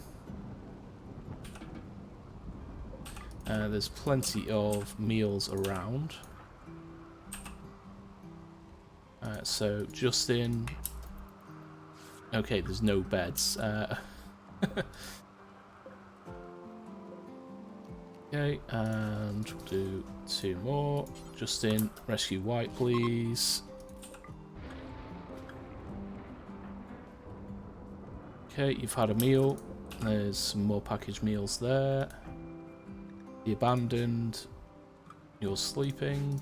Lucer, you are fine. Okay, you can go, you can go. Okay. everyone is now... Okay, Justin. I need you to come around here, and you are going to destroy this thing for me. If I can get rid of the mood debuff, this area is still cold. If I can get rid of the mood debuff, then I might be able to manage to get everyone off the tile. Okay, we'll hold it open and we'll step back. And we'll shoot at this, please.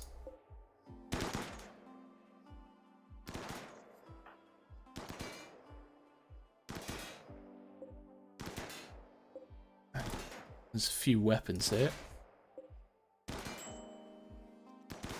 Who's on starvation? White. If you're capable of getting up, no you're not. Who is set to Doctor? Koala is capable of getting up. So feed White, please. Why are you going all the way over there? There's meals right there. I don't know. Sometimes these pawns will allow that. Allow that, allow that.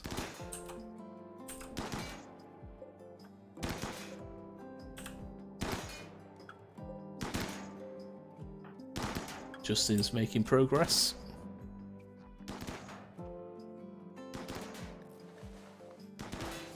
Okay, Koala's doing a bit of medical for us. So Koala is a workaholic. Before you do that, just consume a simple meal, please. If you are hungry. A lot of extreme break risk. This is about to die. Okay. Psychic drone has been destroyed.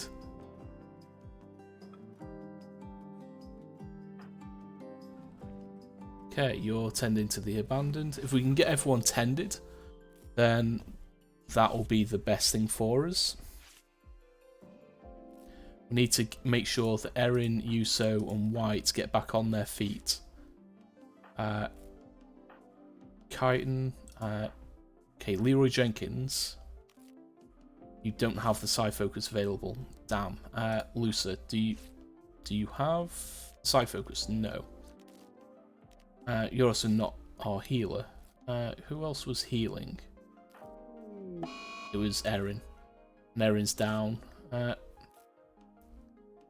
Leroy Jenkins has an infection, so let's set that to industrial medicine.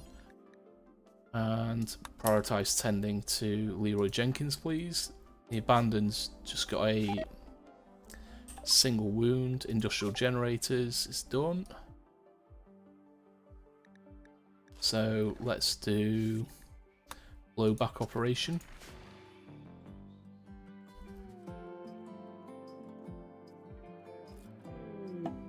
A sabotage opportunity, that's fine. Okay. Leroy Jenkins been tended, 100%. We should be okay to heal that infection. For God's sake. Okay. Everyone here. I'm going to set to industrial tech medicine. There's some more industrial medicine there. So Yuso has an infection. So who was handling that? It was Koala. Tend to Yuso first, please. It's going to take him a while to go and grab that medicine. Put a stockpile zone down here. And let's get the allow tool. Allow selection.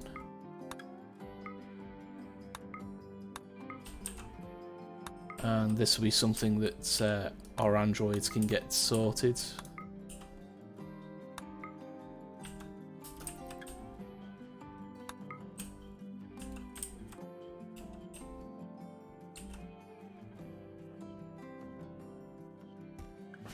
So I need Koala to get this infection tended.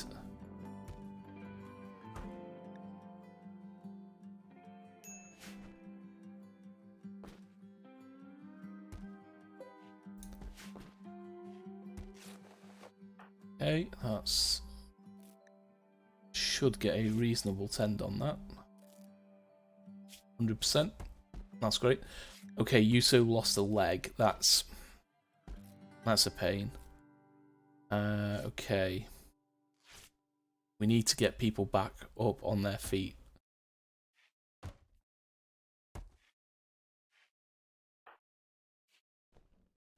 Because I think if we reform the caravan now... Oh no, we can take everyone.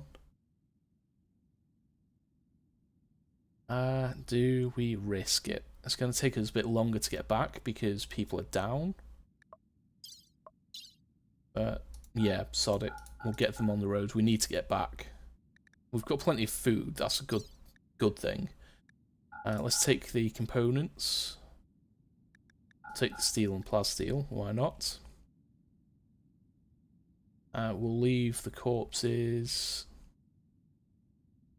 We'll take the pickaxe because that's ours. Take the mace because that's ours. That Alkanite chunk hatchet is ours. That kiting spear, that's ours. We'll leave the bio-coded weapons. Take the sawn off, the sniper rifle, grenade launcher. We'll just take all of these. The smoke grenades will come in handy because we need those for fighting mechs. Lots of tainted clothing that we don't need. There's some good armor, which unfortunately we weren't able to take off them. Marine helmet, black goggles, we'll take those. Smoke pot pack, shield belts, we'll take those. They're not tainted, so... Okay. That's plenty. Okay. Take the android bodies, because we can.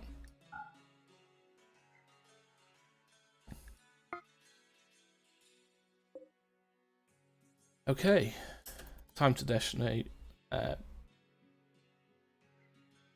Okay, people are being carried, but we're getting there.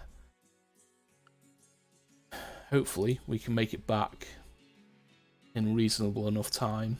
There is medicine on the in their gear, I believe. Leroy Jenkins is broken. Yeah, there's medicine on the koalas broken. Wonderful. There is herbal medicine on the colony, so they can tend to the wounds while they're moving. We need them to get back. But they're all going to have a negative... The only ones that won't be affected are Justin and Jarvis. But everyone else will have a negative 30 mood debuff for leaving the colony. Which is unfortunate, but there's nothing we can do about that.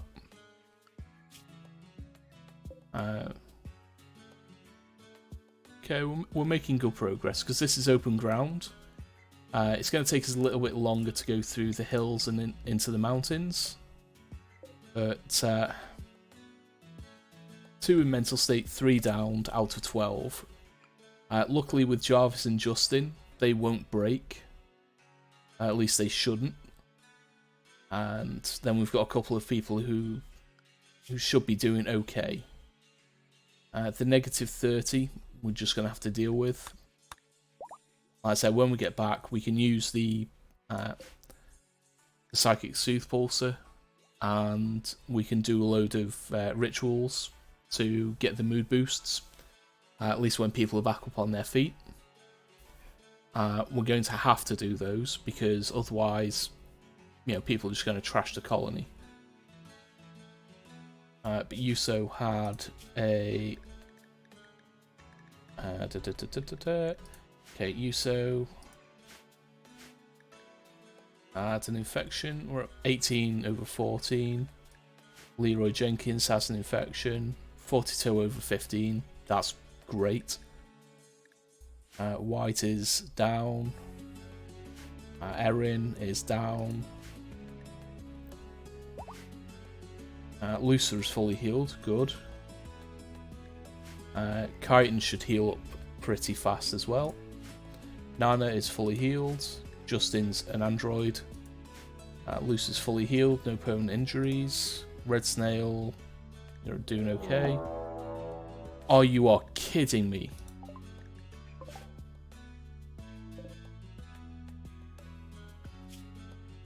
Oh, what? They're breaches as well. We've got 2 pawns capable of fighting. What kind of bullshit is this, Cassie? So they're breaches, so they're going to come around our defences, which means we can't use the defences. We've got 2 people capable of fighting. They've got no psi powers, and we've got Rush, who is... You know what? We are summoning trade caravans. I'm just going to keep summoning trade caravans.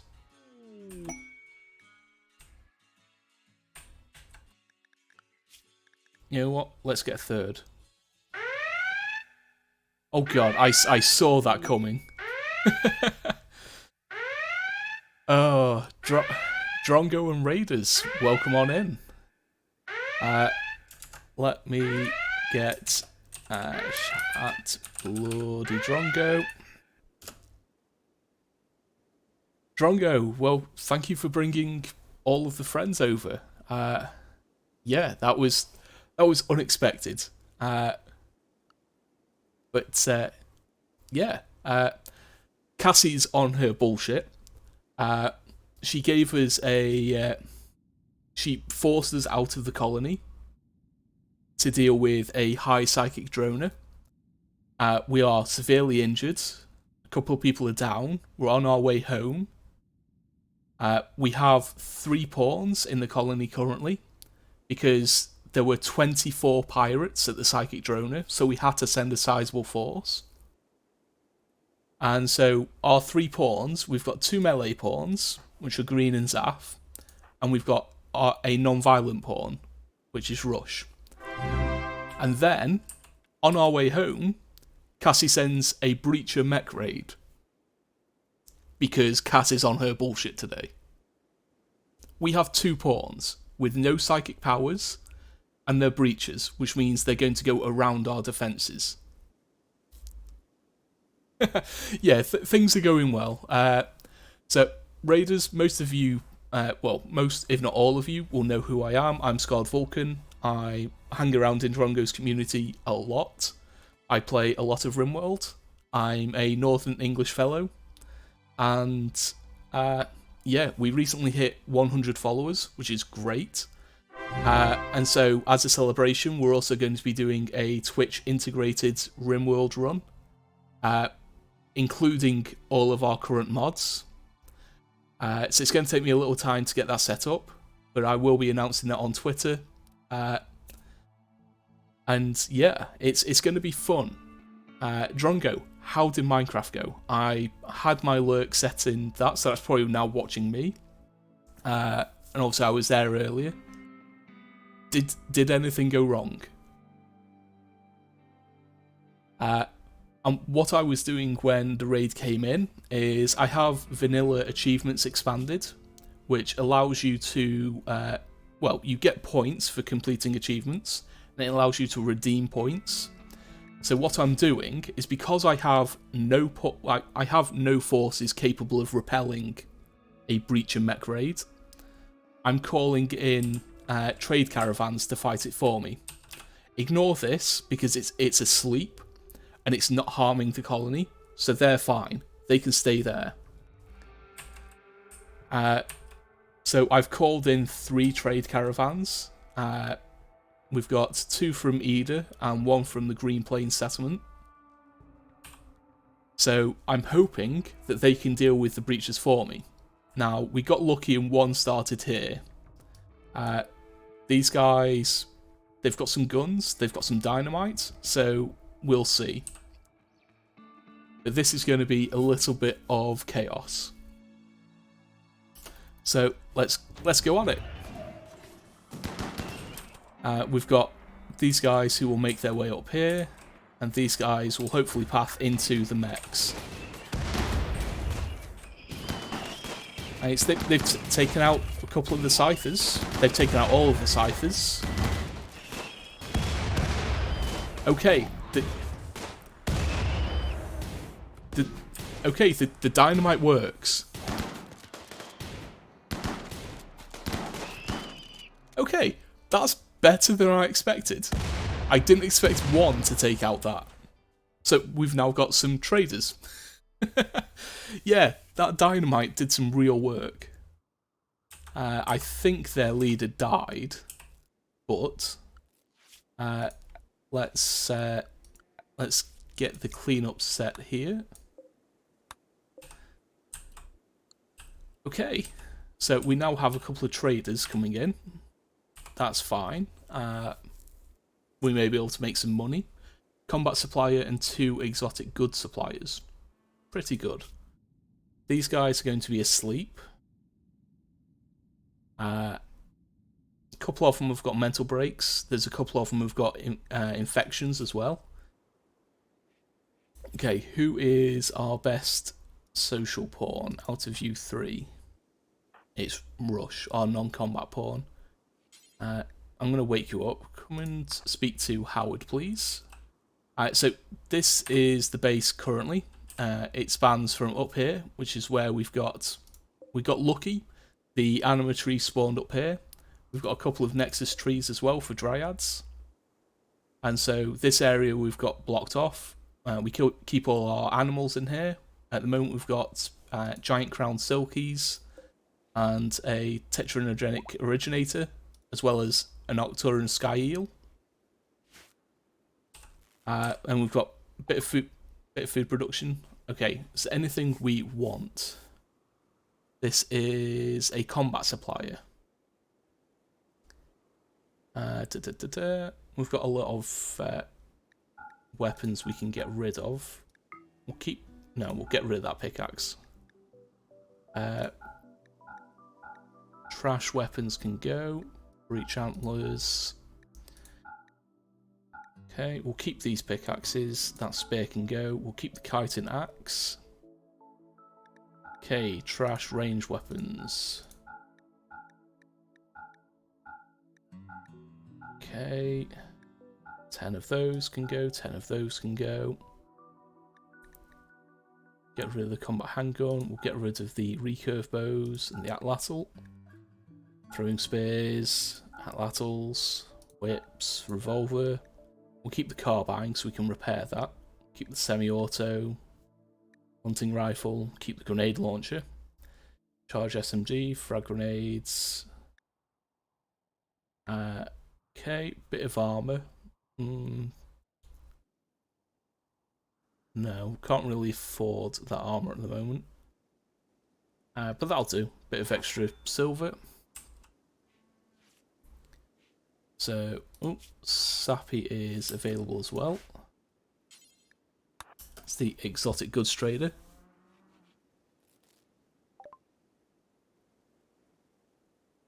Yeah, so they produce a silk. I've not used any of it at the moment, but I think it's just a high cost, a high cost material. I don't think it's got any particularly special traits. Okay, exotic goods trader. Is there anything we do want?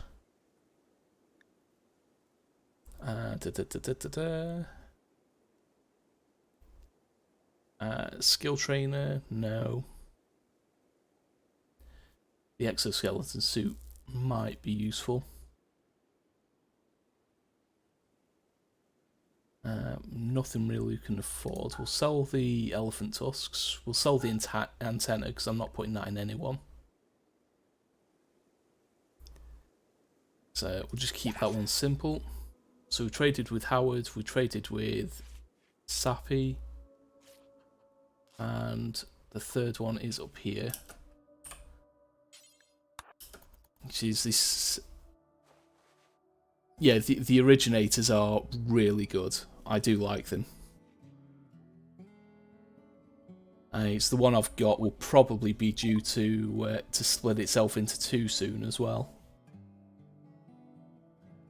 Okay, anything interesting? Side trainers. I think we do need a nose. I think someone is missing a nose, so I'll have that. We'll have the telescope, so that's good for recreation.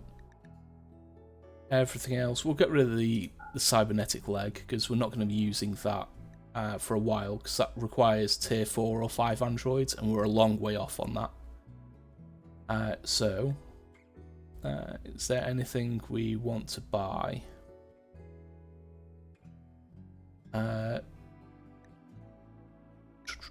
Couple of books, maps, reinforced barrels we've got a few of.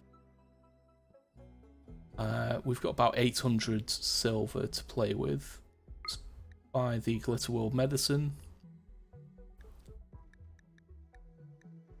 There isn't really a lot that we need, so let's stack up on the components. We've got plenty of components already, but yeah. We'll set that to haul in. So the reason why I'm setting things to haul is because we do have rock constructs about. They're around somewhere. Well, they're on their way back from cleaning up here. So rock constructs are from the vanilla Psycast expanded mod. They're from the Technomancer path, and that allows you to turn someone allows you to turn a rock chunk into a mobile rock construct, and all it'll do is it will help you with hauling and it will help you with the cleaning. You can do the same with steel slag chunks, which turns into a steel construct, which is a combat pawn. So they're just helping doing the basic hauling at the moment. No one is refueling these for now, although I don't think we need to. So we might be able to get rid of these generators. Let's see if there's anything important I missed in the scroll, because I got very distracted with that mech raid coming in. Let's say hi to everyone that came in. So Platy, Ibikime, Hot Mess Flamingo, Drongo himself, Loaf, Meg, Aurora, Clean Biscuit, Pixel Hound. Yeah, you're all wonderful. Thank you for coming along and sticking around. You know, lurkers are always welcome here. I love lurkers. I'm a big lurker myself. But if anyone does want to get involved in the colony, we do have a channel point redeem for... thank you for the follow. We do have a channel point redeem for renaming colonists. It's quite cheap at the moment because we've got a lot of colonists to rename. And so I'm going to leave that open until we've renamed all of the current colonists. I think there's 14 available at the moment. And then once we've done all those 14, we'll... better late than never, Sarge. Welcome on in. But yeah, once we've done those 14, then we'll close it off until we... okay, we've... at the moment, the only one we can't rename is Leroy Jenkins. He's already been renamed. So, do you have a preference? Do you want to be an android? Do you want to be one of our melee pawns? Or do you want to be one of our ranged pawns?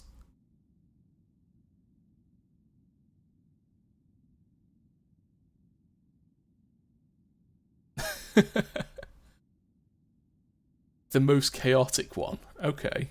Okay, who's our most chaotic pawn? Okay, I'm going to... I have to do it this way, I think. I'm going to rename Koala as with. Bio. Because Koala is fast learner, workaholic, masochist, tough, and xenophile. And he will consistently just work himself until he collapses. He's a pain in the backside, but he does a lot of work. He's also one of our strongest pawns. Okay, let's see what else we have. Okay, next one. Platy. Again, same question. Do you want to be an android? Do you want to be a melee pawn? Do you want to be a ranged pawn?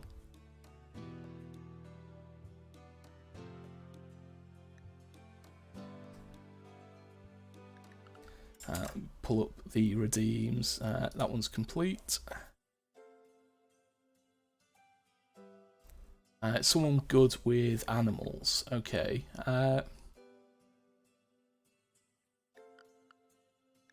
Okay, who... While they're on the road here... Jarvis?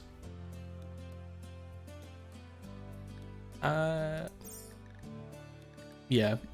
You're going to be one of our androids. Jarvis, he's quite good with animals. Jarvis is now Platy. Okay, that's complete. Drongo, same question. Melee, ranged, or we do have one android left as well.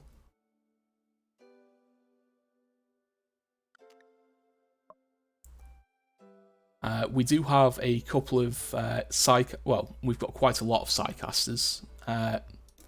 Erin is one of our stronger Psycasters, a lot of healing powers. Lusa is also our current leader. The worst of whoever's left. Okay. Who is our worst pawn? Keep forgetting I need that open. I think I'm going to make you Justin, who is our other android. He's not terrible. He's quite good at shooting. And, you know, he does a bit of crafting. But he is currently our hauling pawn. So all he does is haul. So, what name did you want? You wanted Blongo. That's fine. Blongo. Okay, so that one's done. Loaf. Again, same question. Do you want... well, question now is ranged or melee pawn? Like a crazy doctor. Okay. Our current best doctor is Rush, who is our non-combatant. But he's also a gastronomist, so he's one of our cooks. He's desensitized. He's sickly, and he's a cat person. So, okay. Do you just want Loaf, or do you want Lonely Fighter?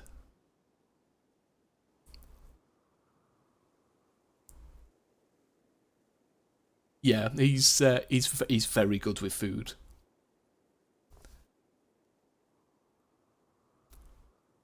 Okay, Loaf. Not all capitals. Okay, so that's that one done. And Smoking. Again, same question. Do you want a melee pawn or a ranged pawn? Ooh, ads, yeah.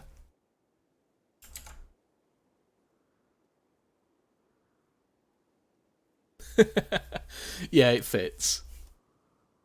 But yeah, Smoking. Do you want a melee pawn or a ranged pawn, or do you just want me to pick at random?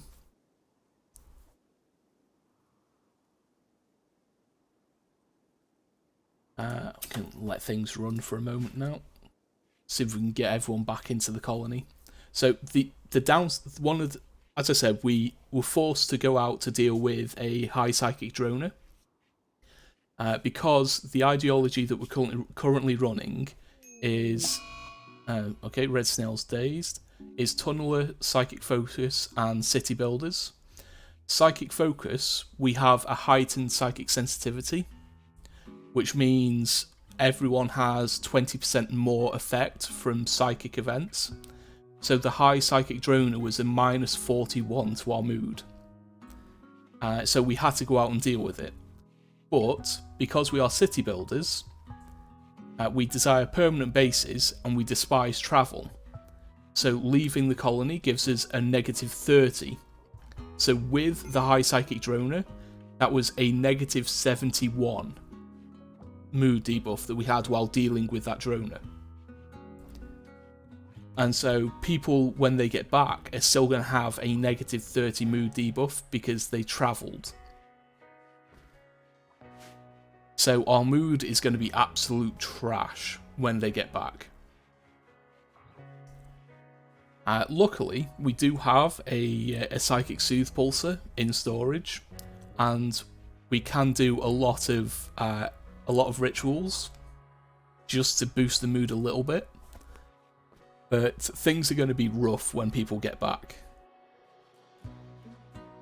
And if people keep, I think 3 people a days now, Leroy Jenkins, With, and Red Snail are all just broken.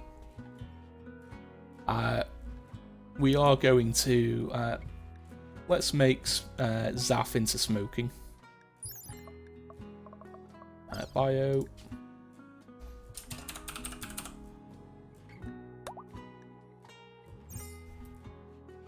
Yeah, a negative 71 mood. Luckily, we've got rid of the Psychic Droner, so that negative 41 is gone. But the downside is the majority of our ranged combat pawns are male, and the Psychic Droner was set to males. So most of our ranged fighters had that massive mood debuff for the entire fight. And yeah. But we survived, just about. But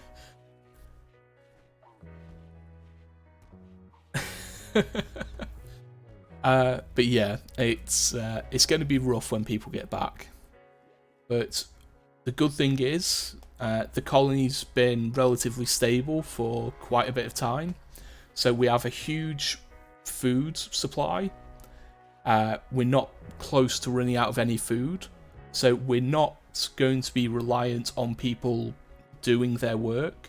So we can let them break, we can let them get the catharsis, and we can let them rest, and we don't need to force focus people into doing work. So it'll take some time, but we'll get there. Erin is dazed, so now 4 people in the caravan are broken. Which means when they get back on, they're just going to be wandering about. White is back up on his feet, that's good. They should be getting back fairly soon. Where are we? There. Yeah, they're 0.2 days. They're about to get back. People are leaving. But yeah, so I'm leaving this here because there's no activator, there's no proximity, there's no countdown. They're just there until I choose to wake them up.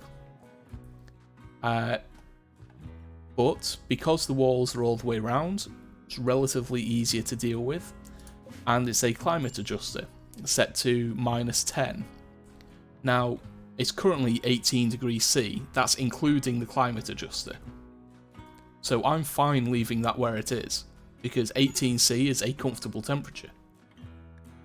The Abandoned is having a bit of a bad mood, that's fine.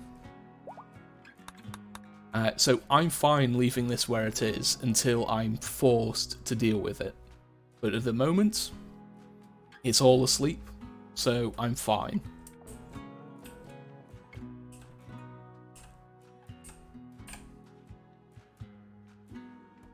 I just need people to get back into the colony now. We have just built our little research room and moved the research benches into it. The only person doing research here at the moment, I think, is Green. The caravan is right on top of us. They're just entering the tile now. So they're about to get back.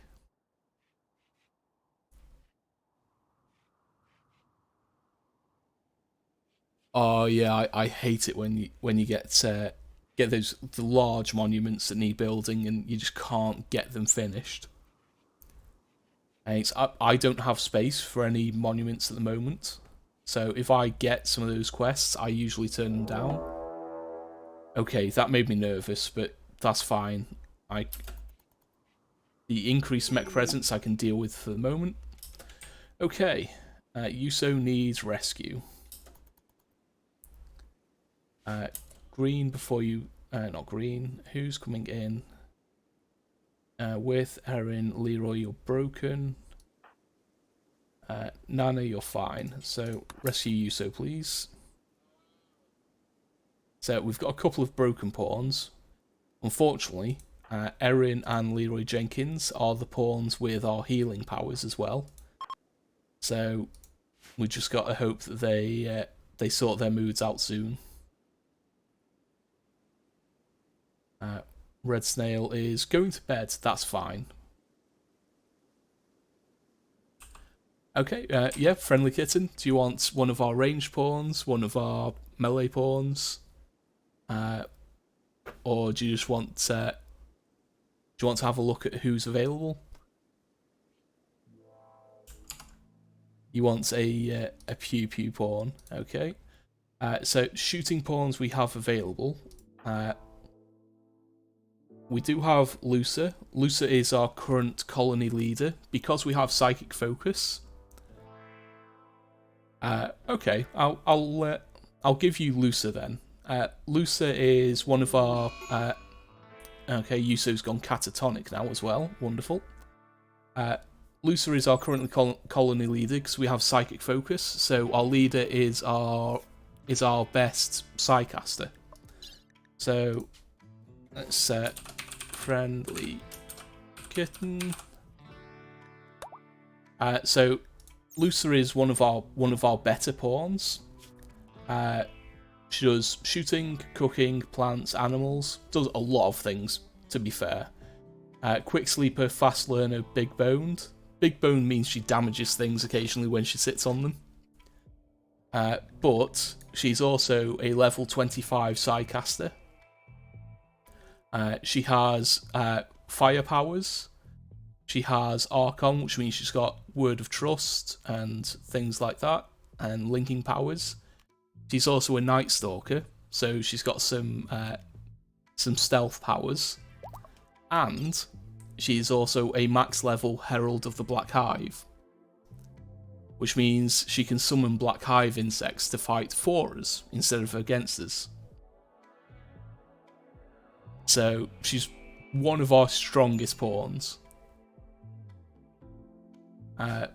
Because some of the powers she's got, she can summon meteor swarms and things like that. Okay, Loaf. Pretty much not. You're one of our newer pawns. We haven't got you a Psy Focus yet. Because to get one, we need either a Silent Neuroformer or we need to do things with the Imperium. Well, the Empire. But, you know, you do construction, you do cooking, artistic, medical. You were a very good pawn overall. We've actually got quite lucky. Our pawns are quite good. So Leroy Jenkins is a greedy brawler who's ugly and a slob, but you know he's got an insane plant skill, melee. He's got melee, construction, plants. Yeah, he's a workaholic, so he does nothing but work until he collapses. Erin is, you know, melee, crafting, bit of a dunce, but they do all right. They've got a lot of psi powers as well. They've got full on in the protector tree, which means they can force people to regrow limbs. And they've also got Guardian Skip Barrier. So Guardian Skip Barrier came in handy in that fight because it effectively acts like a drop shield, and it stays up as long as you are able to maintain the heat level for it. So it was very useful in that fight. Everyone's recovering. You said... Didn't I tell... didn't I tell someone to bring Yuso home? Why'd they leave them there? Oh god, their infections... Oh, they're at 95% immunity, that's fine. Yuso needs a new leg as well, but they're also catatonic. Loaf, go and rescue, please. I hate it when the AI does that. I could have sworn I asked someone to rescue them, and they decided to drop them. Okay, medical emergency is Yuso. Rescue is Yuso. Width is a massive break risk. Yeah, so even with Catharsis and, you know, the buff for Magnificent City, you know, negative 30, it's...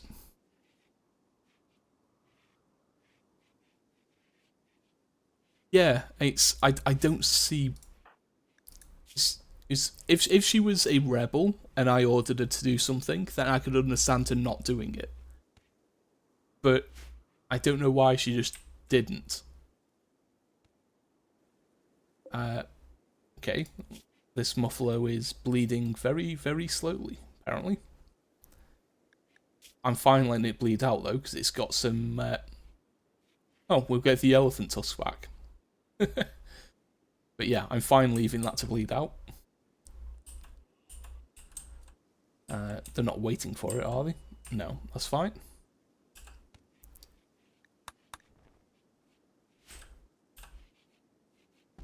Really should check on everyone's wounds, see if there's anything I need. Okay, you've got that scars from earlier, gunshot.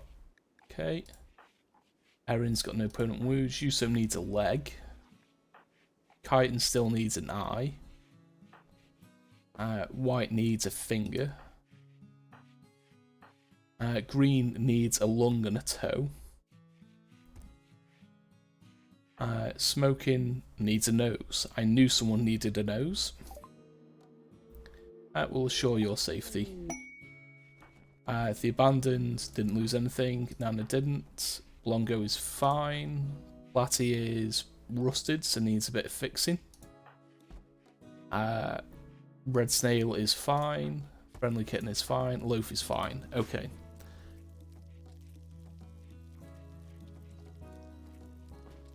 Okay, so everyone is more or less okay. There's a couple of people who need some body parts.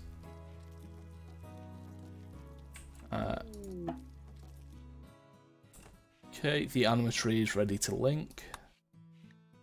And we have the father of smoking, Refugee Happy, has come to visit.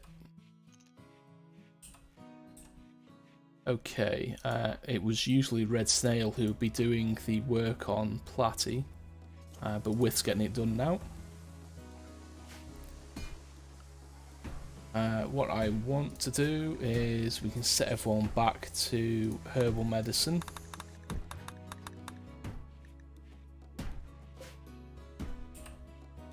And let's get... do everyone's moods okay when they're up and about? With's is improving.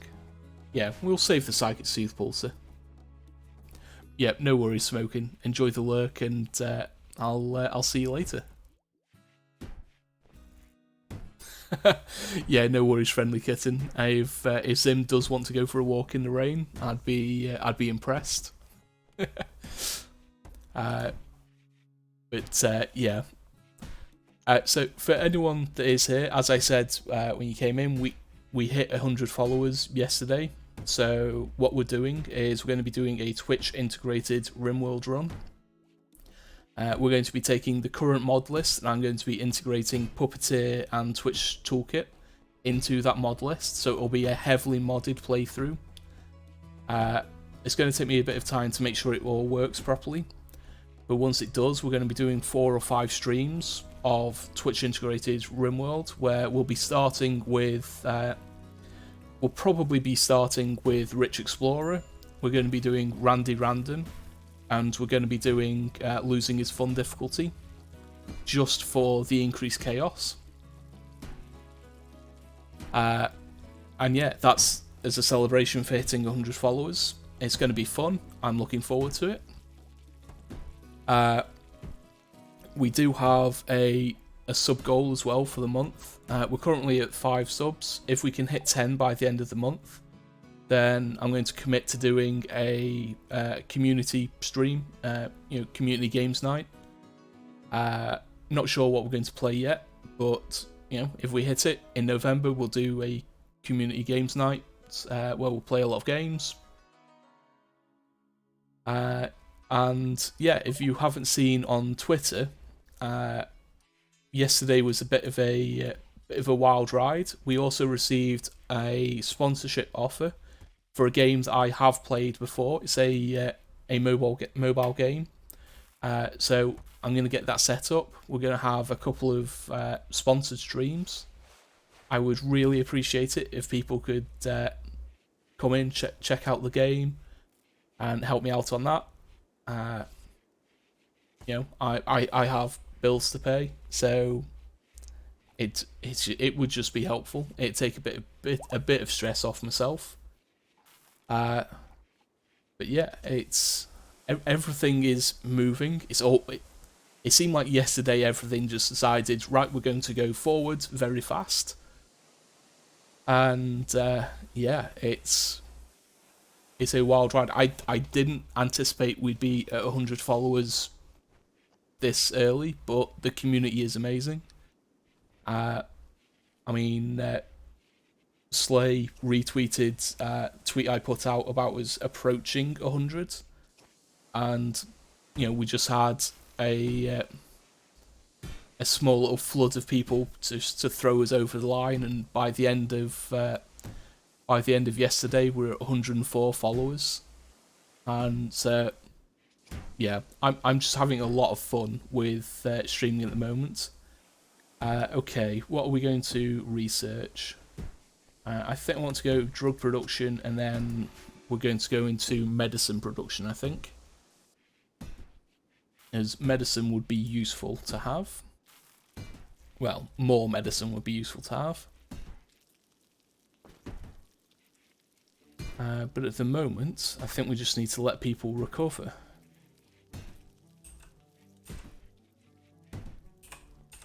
Why is... Erin's visiting people, that's fine.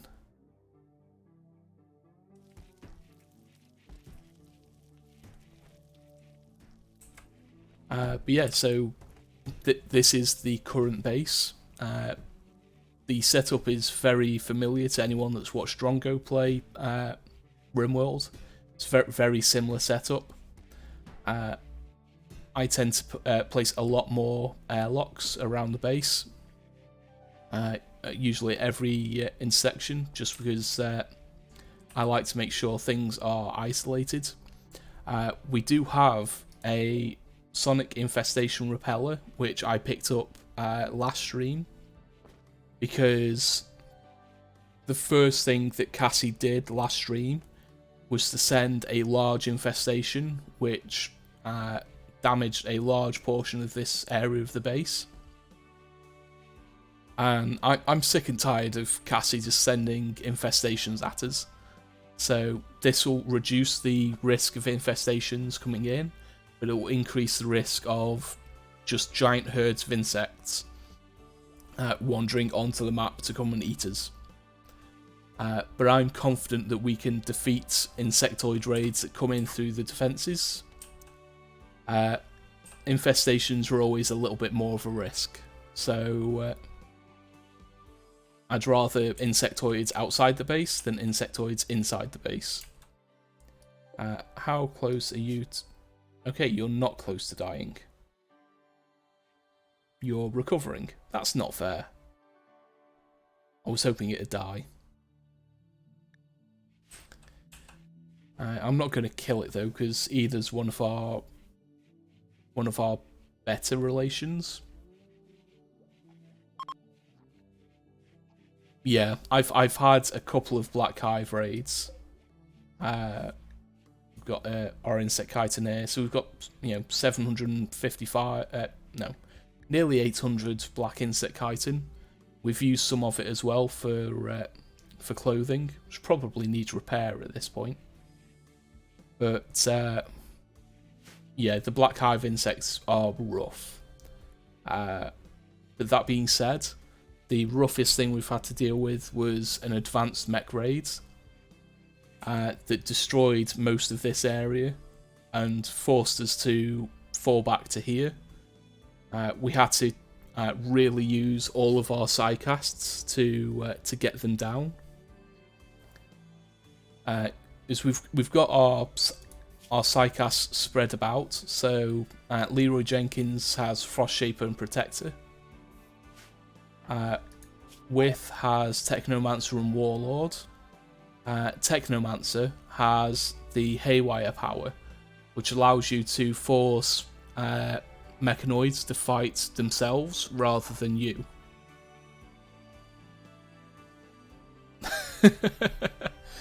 Yeah, fair enough. Erin has, again, our healing powers. Yuso is a full path Technomancer. Yeah, it's every cat that I've ever had over the course of my life has always loved hunting insects. Spiders especially, they love hunting spiders. So yeah, the Technomancer path is really interesting. What we're going to be doing with Yuso next is we're going to go into the Archotechist path. The Archotechist path is only available to people who have a connection with the Empire. So Yuso does. They are a yeoman. And so they can open up the is it the Archotechist? I've forgotten already. Yeah, the Archotechist path, which has things like Stun, Burden, Psychic Drone, Berserk Pulse, and Neuroquake. Yeah, it's... Yeah, I'm imagining Zim was not fond of the rain. Welcome back, Friendly Kitten.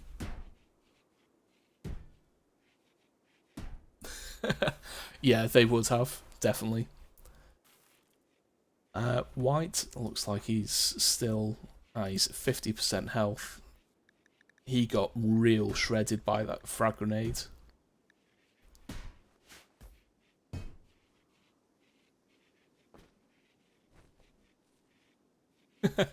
Yeah, it's...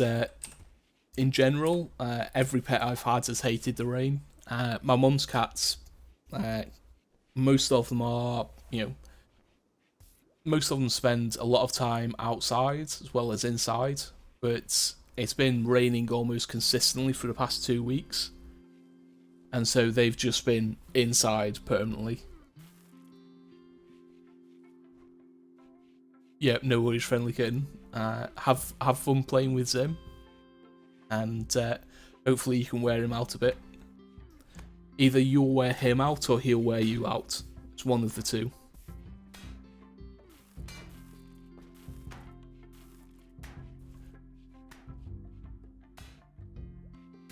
Oh dear. Right. What was I going to focus on next? I needed to get a supply of steel, so I need to let people recover and get back to mining.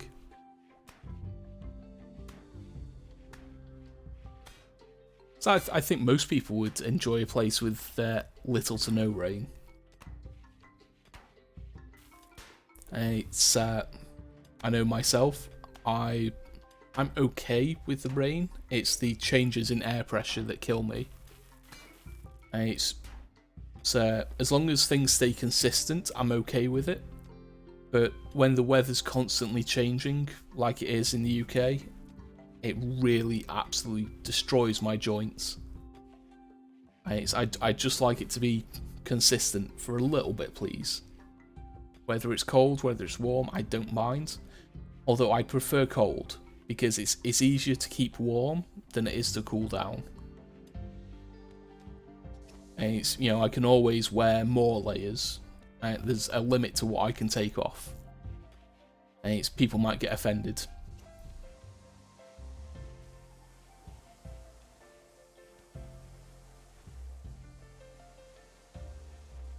Yeah.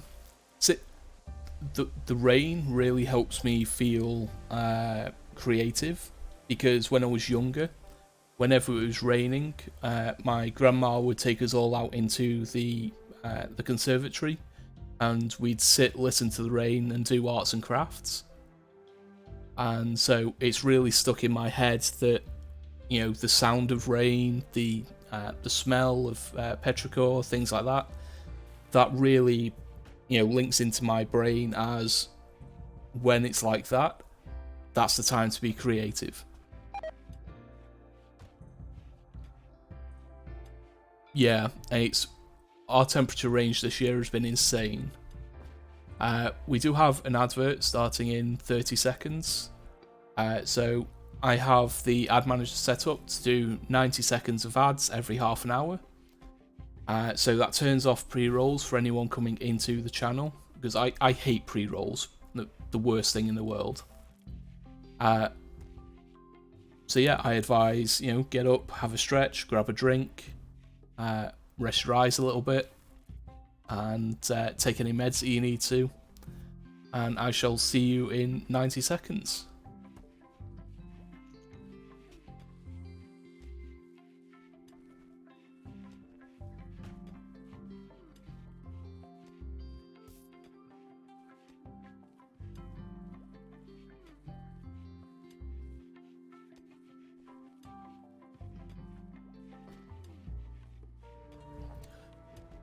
Yep, play with pets too. Ah, dear.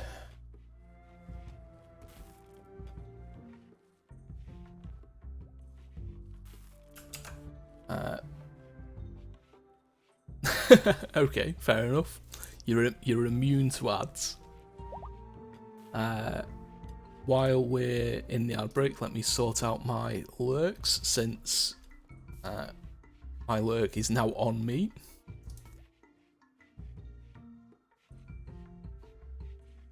Okay, let's do that.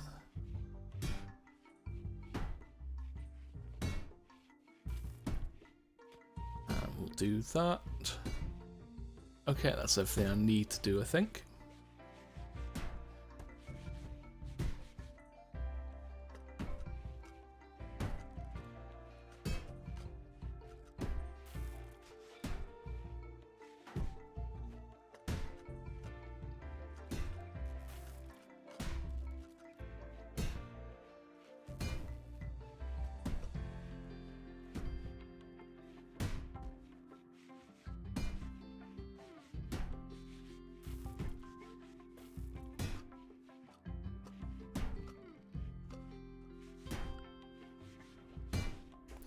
Okay, welcome back from the ad break. I've just had a second good stretch because my shoulder's a little bit rough today. People are recovering in the colony. Leroy Jenkins should be getting his psi focus back up, which he is. If he's got above 49, which he has, who's missing the most parts? With you wonderful person. Thank you for the Prime sub. I appreciate the hell out of you. So With is one of the guys that I play D&D with in the West Marches server that I've mentioned. He's also an amazing digital artist. You'll see that I retweet a lot of his plotter art. So yeah, I definitely check out the art that With posts on Twitter. Under his name Jonathan Went. Yeah, I always retweet it when I see it. And Yeah, he's one of the first people that turned up to the Discord, and he's been hanging around the stream. So yeah, definitely go and check out Wit's art. It's wonderful.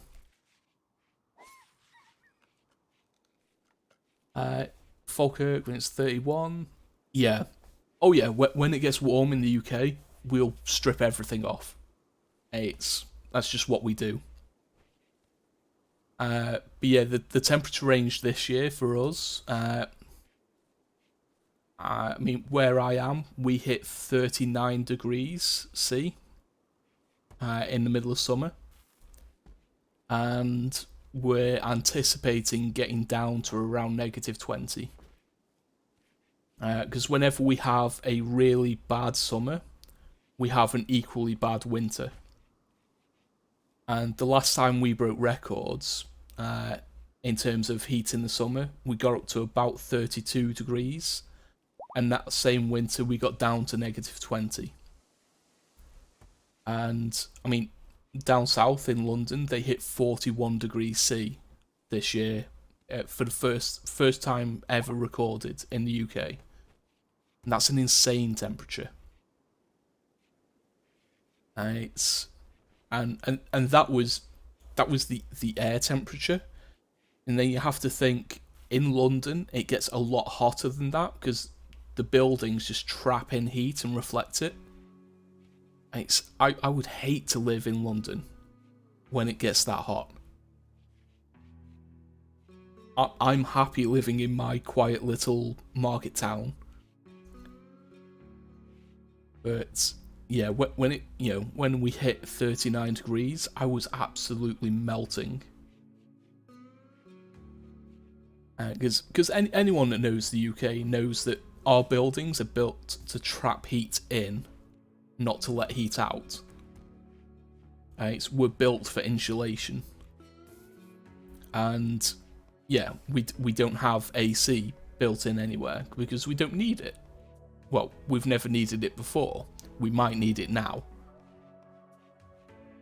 Because things are just getting insanely hot. It's ridiculous.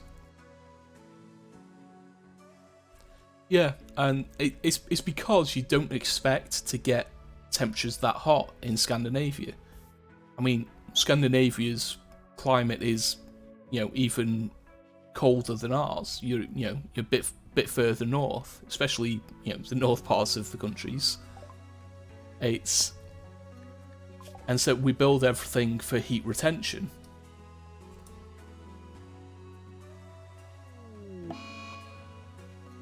I mean, Australia expects that kind of temperature though. It's something that's happened before, and it's something that will happen again. It's a temperature that happens regularly for Australians, and it's in the UK. Like I said, the highest our temperature had ever been before this summer was 32 degrees C, where I am. That was the highest. So we broke that record by 7 degrees Celsius.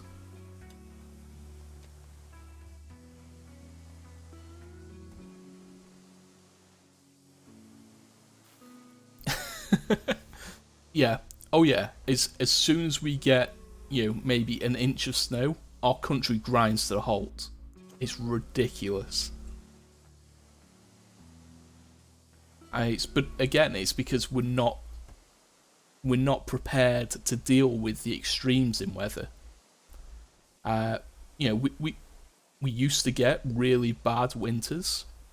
So I have a picture in a family picture album. It's probably in my brother's loft of my grandma climbing out of a second-story window because the snow had come up to just below the second-story windowsill, and that was taken in the 50s, I think. Trying to remember the dates on the back. But yeah, they had a winter where they had they had over 10 feet of snow. And it's like, I've never seen that much snow in my life. The worst winter I've seen was, when was it? It'd be 2011, 2012, when I was working in a warehouse. We had a negative 20 winter, and we had a couple of weeks where we had about 3 foot of snow. And it was ridiculous trying to get to work in that. But that's the most snow I've ever seen in, 30 odd years. And I've never seen 10 foot of snow. I would love to see 10 foot of snow. But yeah, and I've never seen winters like that. Okay, Loafer's got fibrous mechanites. You are sickly, so you're gonna get more diseases than other people, but yeah, you're gonna move a bit faster. You're gonna do things a little bit faster, but you've got mechanites, mate.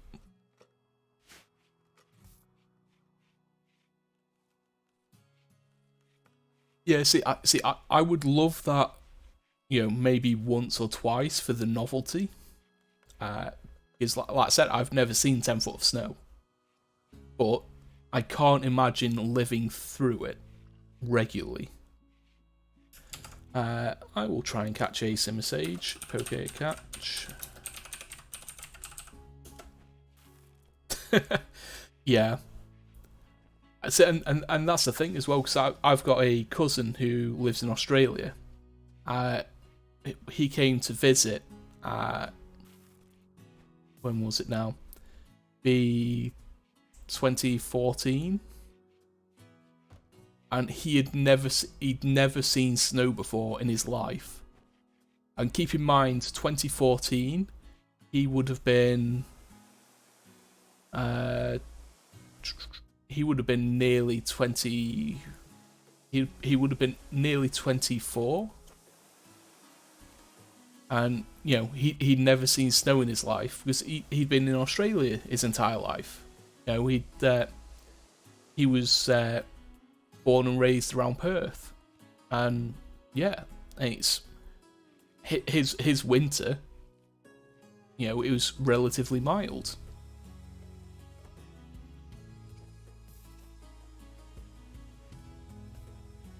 See, that's the fun thing, is I live on the, I live on the second story, so if I get 10 foot of snow, it's going to be just outside my window. Hey, caught the Simisage, and With got one as well.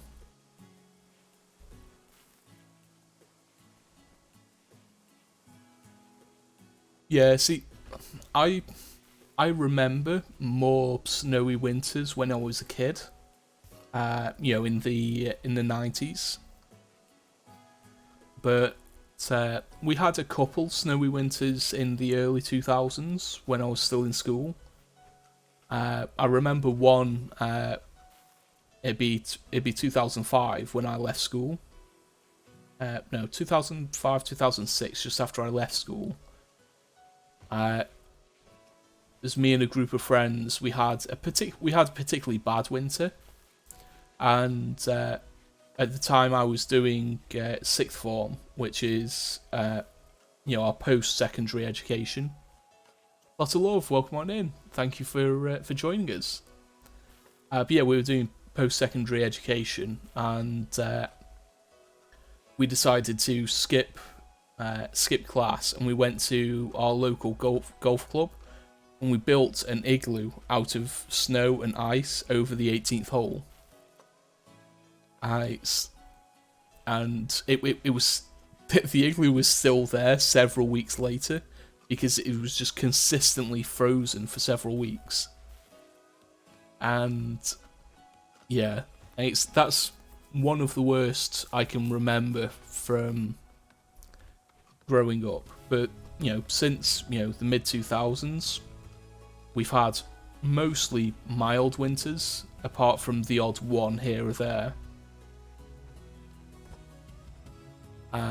But you can tell that winters have been changing significantly, because in the 1900s they used to have entire fairs on the River Thames because the Thames would just freeze over completely.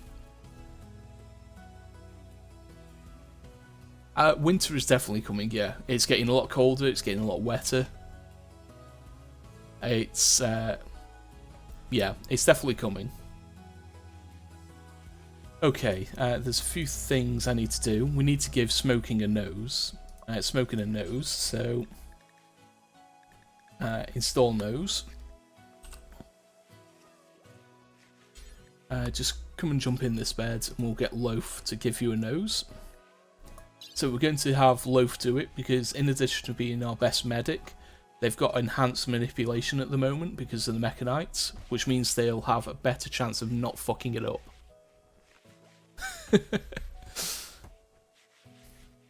Yeah, it's prioritize operating. Whenever we get weather coming in off the continent, it's usually a bit warmer. It's when we get the weather coming off the what, I've forgotten which sea it is, but when we get the weather coming in from the north and the northwest, it tends to get very cold.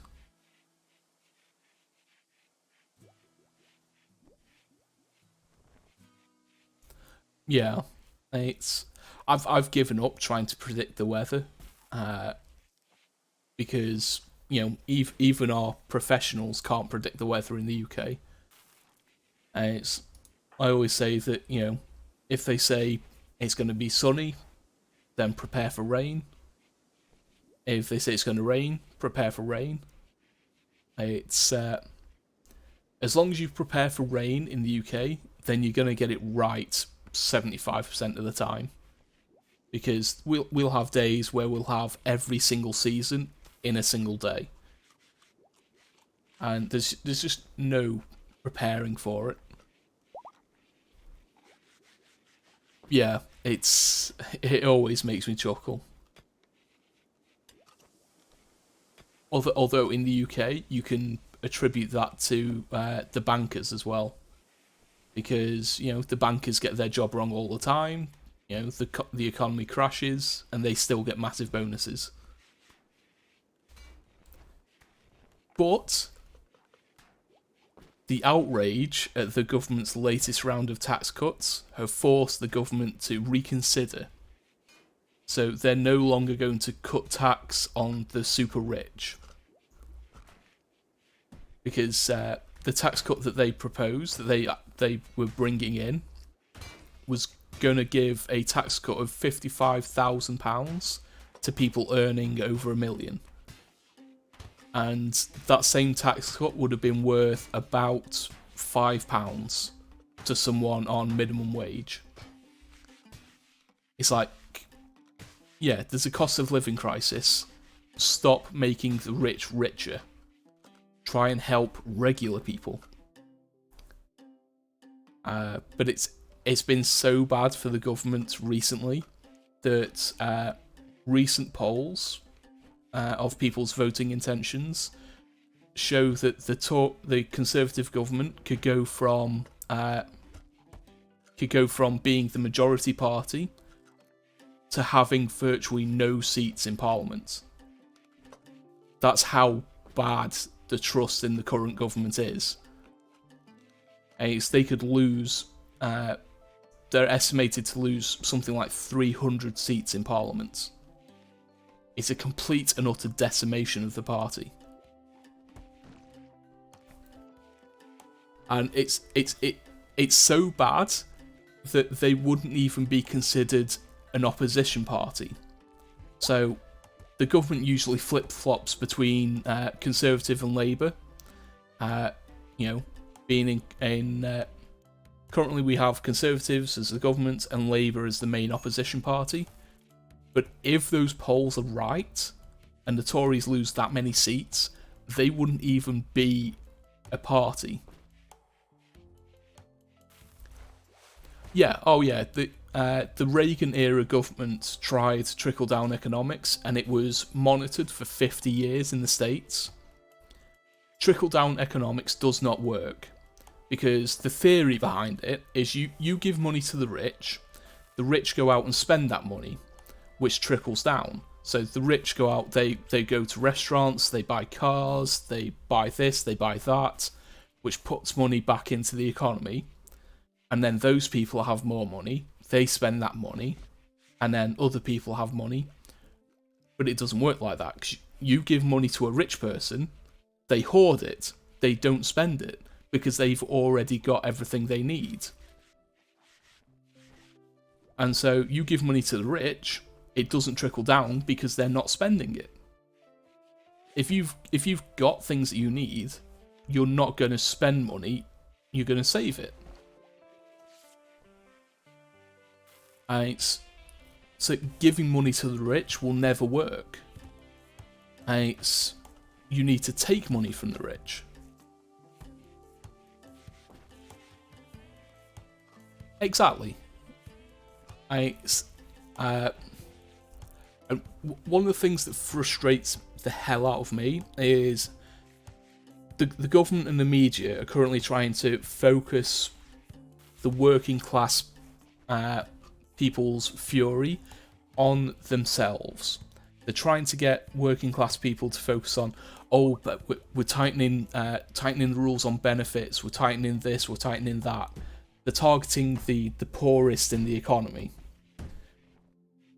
But there's so little outrage as to the effects of what our current Prime Minister has done, because they agreed to give the energy companies a significant amount of public money as a bribe so they wouldn't increase our bills even further. Now, is that being funded by a windfall tax on the excessive profits that they've posted already? All of the energy companies have made record profits, despite our bills going up significantly and them saying, oh, it's unavoidable. So a windfall tax to bring bill prices down would be the way to go forward. You tax the excess profits, and then you put that money back into helping regular people. The government isn't doing that. The government is not taking money away from those excess profits. They're giving more money to the energy companies, and that money is coming from regular people who are paying tax. Now, that decision is corrupt as fuck, because it's been made by a Prime Minister who used to work for the energy companies. She used to work for Shell. So, she's made a decision that benefits the energy companies massively to enrich her own friends that takes money away from regular people.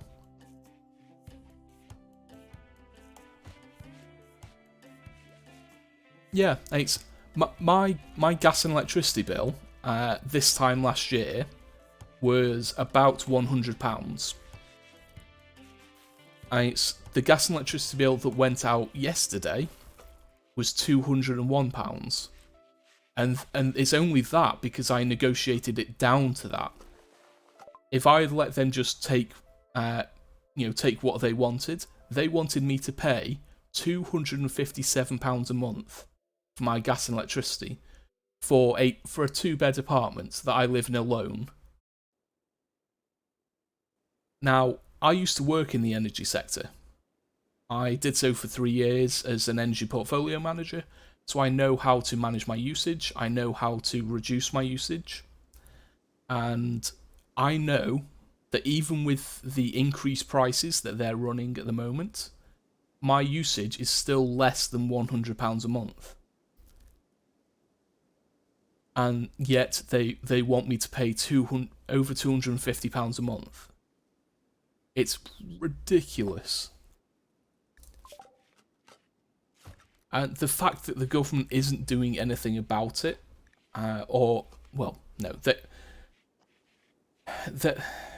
it's one of the things, because we've got an energy regulator. They are meant to work on behalf of the people to ensure that the energy companies aren't ripping us off.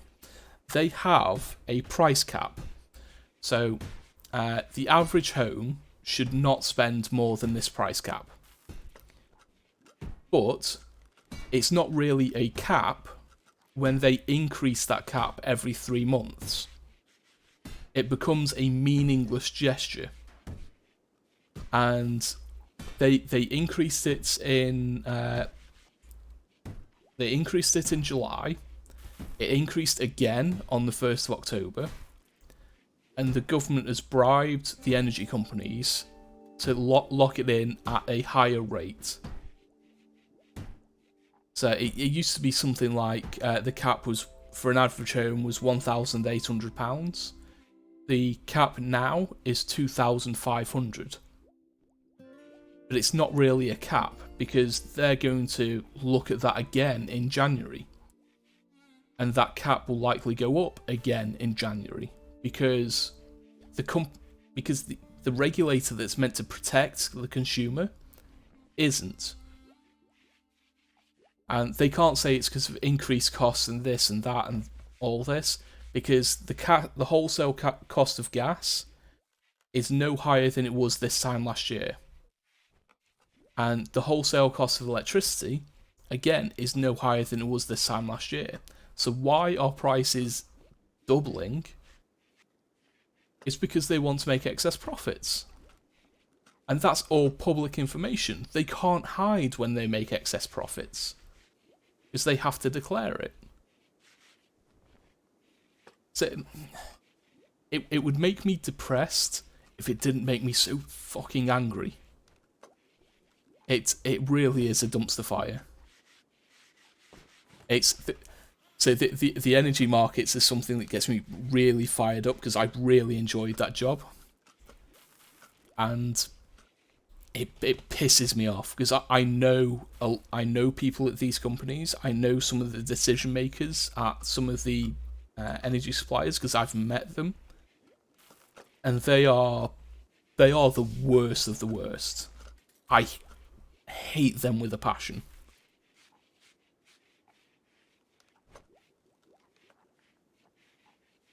So if I could pay £97 a month for my gas and electricity, that would be great.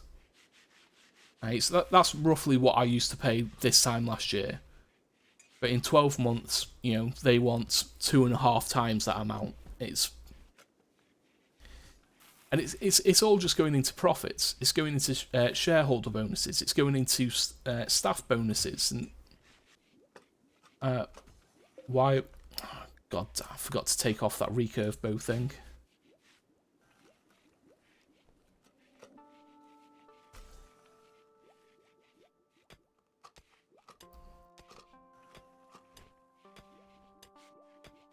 Yeah, so it's one of the things that I do like about the British energy market compared to the American energy market, is we do have a bit more choice. We do have delivery fees. It's listed as the standing charge, which is a fixed amount that we pay every day to access the network and get the energy delivered to us. But that makes up part of our monthly cost. It's broken down as usually as pence per day. Currently, I think my standing charge is about 50 pence per day. Yeah, they do a lot of estimated reads over here as well. They are pushing very heavily to get smart meters put in, so they could take reads automatically, which makes sense. My landlord isn't happy having work done, so I've got a manual meter. I'm fine doing that because I take my readings every week so I can monitor my usage. They're getting on to forcing people to have smart meters over here, but they can't do it without permission. So the meter equipment belongs to the power company, but they can't force entry into a property and do works without permission.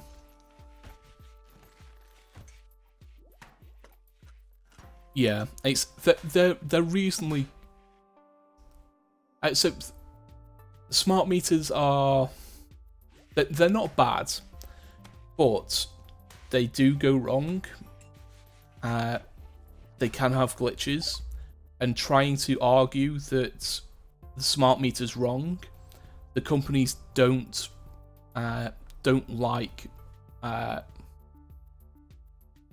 They don't like going against what the smart meter says. It takes a lot of fight to prove that the smart meter's wrong. I myself, I would get a smart meter if the landlord was okay with it. Just because it makes my job a little weird. It means I don't have to read the meter regularly. But some of the technology still needs a bit of work. It's not as reliable as it could be. But yeah, I mean, I was working in the energy sector 7 years ago, and they were, starting the major rollout of smart meters. But yeah, the energy companies over here are only interested in profit. That's the only thing they're interested in. We do have an advert starting in about 20 seconds. So again, 90 seconds of ads. Get up, have a stretch, grab a drink, take your meds, rest your eyes. It's because looking at a screen all day is probably not good for you. And yeah, I'm going to do the same. Definitely need to stretch a bit. And I'll see you in 90 seconds.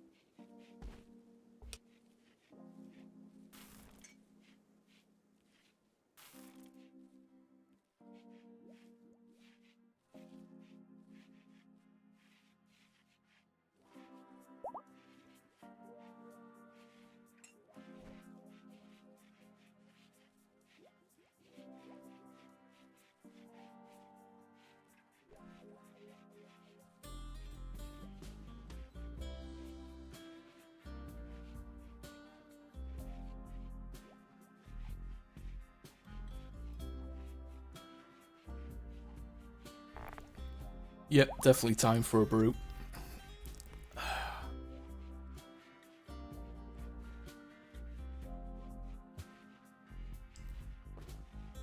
Ah dear. Definitely needed that stretch as well. So I do have a nice comfortable chair now. Welcome back from the ad break. I was just saying I've got a nice comfortable chair to sit in while I'm streaming at my PC now. So at the moment I just play because I spent a lot of time DMing. I am getting the itch to run some stuff again. So I am the server that With and I are part of. I'm considering signing up to be a dungeon master there. Yeah, With has been on a lot of my quests. We've been on multiple servers together. Lots of different characters, lots of different quests. Yeah, I'm considering picking it up again. Just depends how things go, because I'm back looking for another job again. The last one didn't work out. They decided to ghost me. I only found out that I wasn't getting hours because they removed my access to the email service that they set up for us. I don't. I've considered doing paid DMing, but yeah, no worries, Loaf. Enjoy the lurk, enjoy dinner, and thank you for coming across with the raids. It's massively appreciated, and hopefully I'll see you around. Bopper, welcome on in. Hope you're doing all right, mate. Yeah, I've considered doing paid DMing, but to be honest, if I'm DMing, I'm doing it because I enjoy it, and yeah.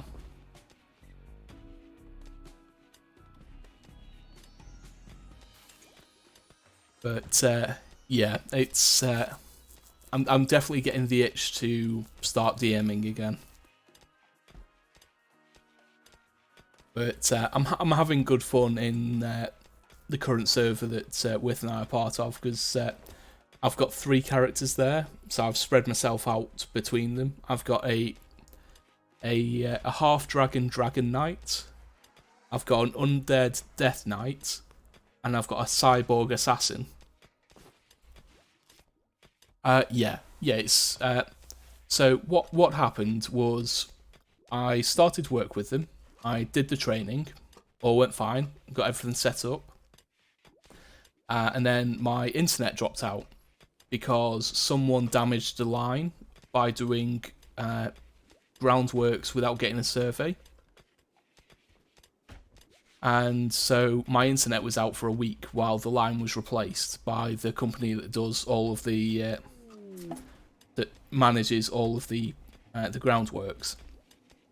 I informed my employer as soon as I found out, as soon as my internet dropped, and I let them know at every point what was going on. My line manager was replying until the Friday. I messaged them on the Friday when the internet came back up, and I got no response. I was meant to get my schedule for the next week on that Friday, didn't get the schedule. And then on Monday, my access to the email was just cut off completely. And I've had no notification from the company that I'm not getting hours, that I've been dropped from the campaign, anything like that. It's 5th edition. It's got some custom rules and classes and things and modifications. And most of the time zones are Central Standard Time or Pacific Standard Time in the States. There's a huge amount of homebrew. I know Friendly Kitten is in the European time zones though, so you might struggle to find games that are suitable. It's a bit of a meme with me being there. Is I play D&D at like 2 or 3 o'clock in the morning. Yeah, they do happen occasionally where they're earlier in the day, so there might be the occasional game. But it's not a fixed format. Yeah, if I start DMing, then they'll be a little bit more friendly to the European time zones.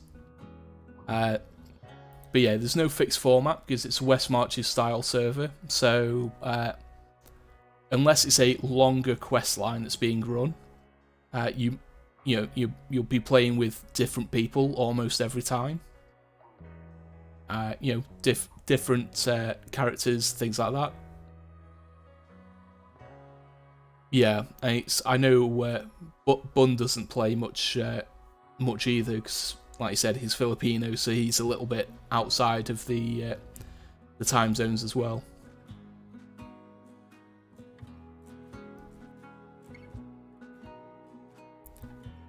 Yeah, it's not a fixed format. Like, so it's not a standard campaign. There is an overarching story that the DMs fit their games into, and some of the games will affect the overall story. Some of them won't, and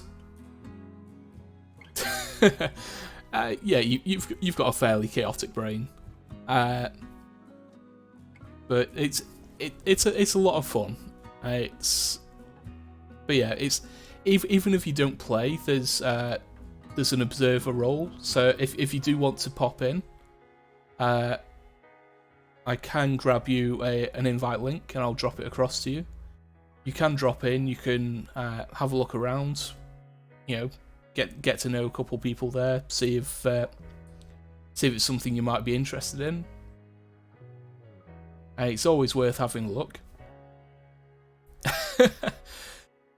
Yeah, it's so with in the last incarnation of the server that With and I were on together, I ran the last couple of levels of the Dungeon of the Mad Mage, and With's character was a goblin gunslinger called Jesus Fuck. Used to be Fuck, but he got divinity and started becoming a god. And With's character was insanely overpowered. Not because of, because the class is, the gunslinger subclass of fighter is pretty strong, but With's rolls in that quest were insane.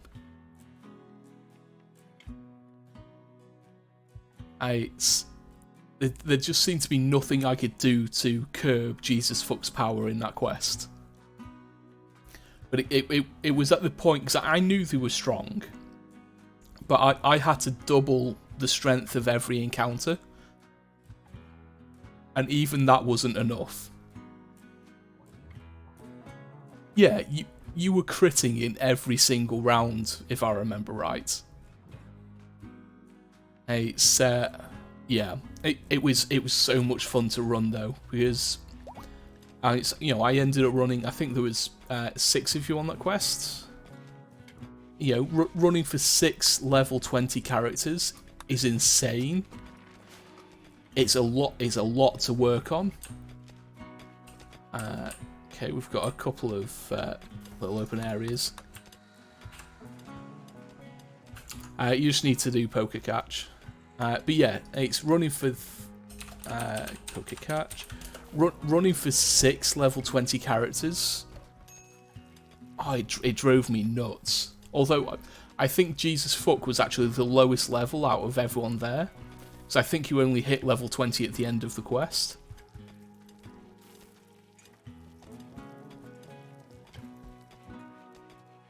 But yeah, the planning and running of that quest, that was a lot of work.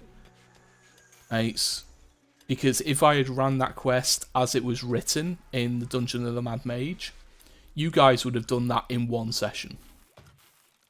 There's no question about it. The combats would have lasted 1 round, and you would have just annihilated everything.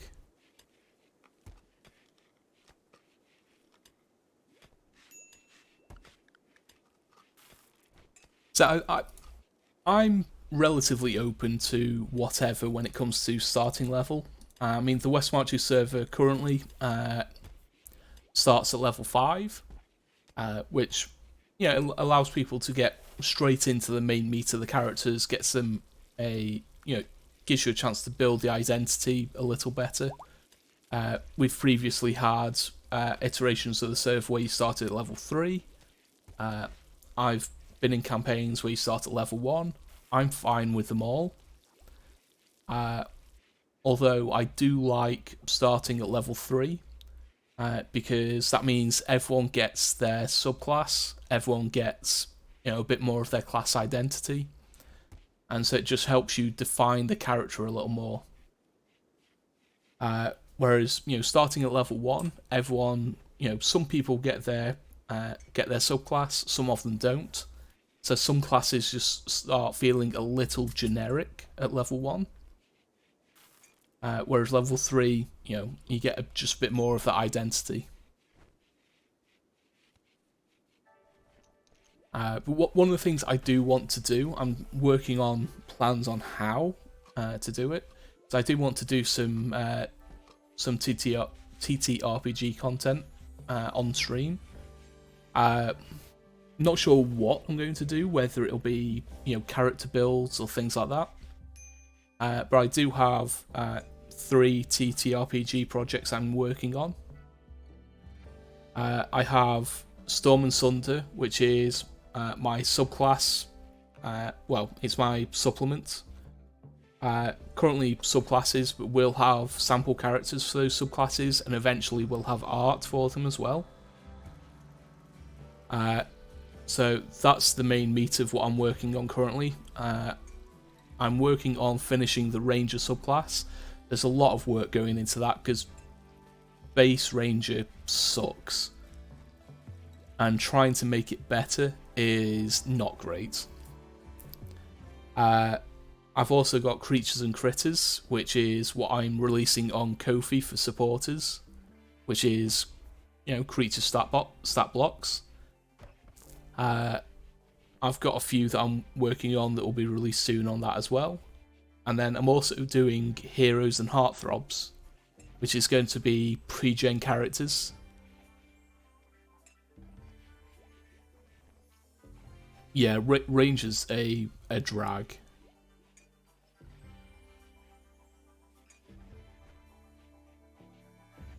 But yeah, the Heroes and Heartthrobs is going to be pre-gen characters. So I'm starting off with basic characters that are going to be split up into marshals, half and quarter casters, and full casters.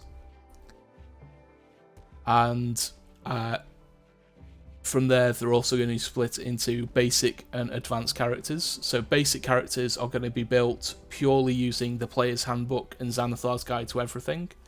So just 2 sources makes them easier to run, easier for people to pick up. Advanced characters are going to use all of the official sources, and they're going to be a little more complex, a little bit more involved to run. And then I'm going to do pre-gen characters for tier 1, tier 2, and tier 3 play. So I'm starting off with tier 1 basic characters, so that's levels 1 to 4. And they'll have, recommendations on what you should pick for skills, recommendations on how to level up at level 4, when you get your ASIs, or recommended feats if DMs allow feats. Yeah, it's going to be... I'm piling on a lot of big projects on top of streaming as well. And I don't know why I'm doing it to myself, but I'm keeping myself busy. But yeah, I've not played Pathfinder. I've looked into it a lot, and it looks interesting. It looks crunchy, but I do like a bit of crunch occasionally. Yeah, I mean, if I get all of these projects completed, or at least underway to the point where they're actually doing, they're working for me, then it should be interesting. Yeah, because Pathfinder 1 was based on 3.5 or 4? I can't remember. I think 1 was 3.5, and I think 2 is based on 4th edition. Or is vaguely similar to 4th edition. And yeah, I played a lot of 3.5 when I was younger. And looking back at it, it's not something I enjoyed it at the time, but I was also a very different person back then as well. Okay, that can go. Sabotage opportunity, no. That one's broken. Steelworks, that can go.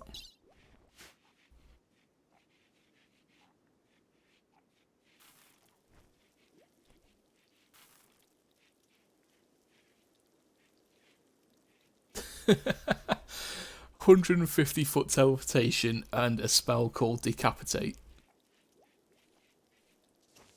That sounds insane.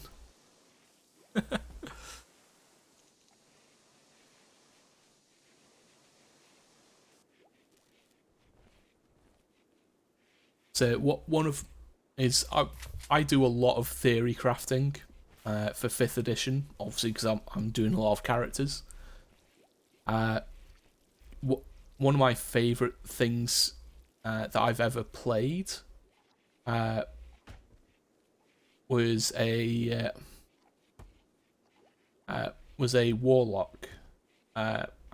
With might remember, I played a ranged warlock with a longbow. Improved Pact of the Blade, and you cast darkness on yourself, sit in the darkness, and snipe people with a longbow. And it's a broken build, but it's so much fun. And I can see that we've got some steel in here, so let's do mine connected ores.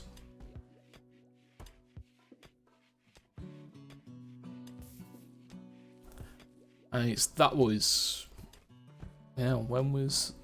probably not the last server, but the server before that. I think that would be Drius. But yeah, it's one of the things I've really loved about the West Marches servers that we've been part of, is the amount of experimentation I've been able to do with different characters. And the fact that they've always had a lot of homebrew options. I mean, the amount of homebrew in the current server is insane. There's a lot, but it's not as much as they've had previously. There's a lot that's been trimmed down and toned, toned out, and but there's so many options. So many characters I want to build. But it's like in the last server, I had a Dragon Knight, I had a Kobold version of Tony Stark in the Hulkbuster armor. I had a Dragonborn that ended up having a twin, a clone. So that was effectively running 2 characters. Oh yeah, definitely. The amount of homebrew is probably equal to the amount of the official content that's there.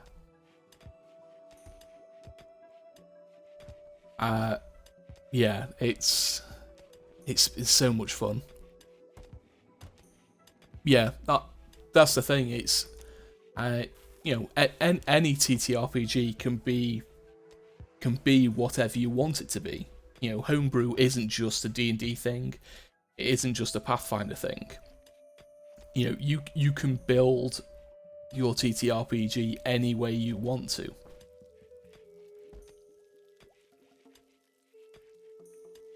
It's like the current characters I've got, the current Dragon Knight I've got is because in the homebrew we don't have a half dragon race. They are currently a Star Ganassi, whose celestial heritage manifests itself as draconic influences, because it comes from a nebula dragon. And yeah, I talked it over with the lore masters on the server to say, would this work as an idea? And they said, yeah, go for it.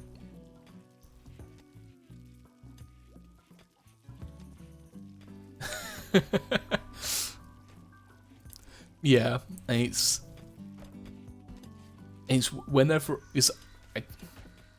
I've played a couple of games with Gup, who's your wild magic druid. And he's really fun. I don't think I've played with your wild magic wizard, but I think I've observed 1 or 2 games. I think.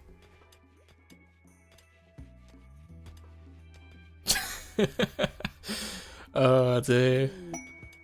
Gup is so much fun though. You have a real talent at playing characters that are just so depressing that it's endearing. Because Gup is so down on himself that everyone loves Gup. And you know, in previous servers you had Failer. Failer was so depressing as a character. Failer was so depressing as a character, and so tragic. I mean, even in one of the mean quests, she was depressing because, you know, she tried to float through a door and ended up getting Taco Bell all over a t-shirt. Because the t-shirt and the Taco Bell stayed on the other side of the door. And it... Oh. And then she ended up with a chrome head.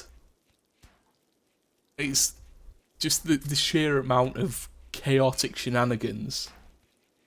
And still Failer was quite effective as a character. But she was just so depressed. So, for reference, Failer was a ghostly teddy bear. And, yeah, it was just so wonderful because you couldn't help but feel for Failer.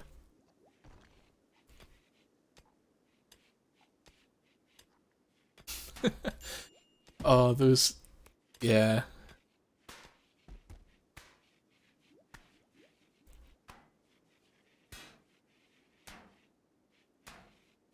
Yeah, she was. And it wasn't for a lack of trying. In almost every quest, Failer really tried to die. But just couldn't.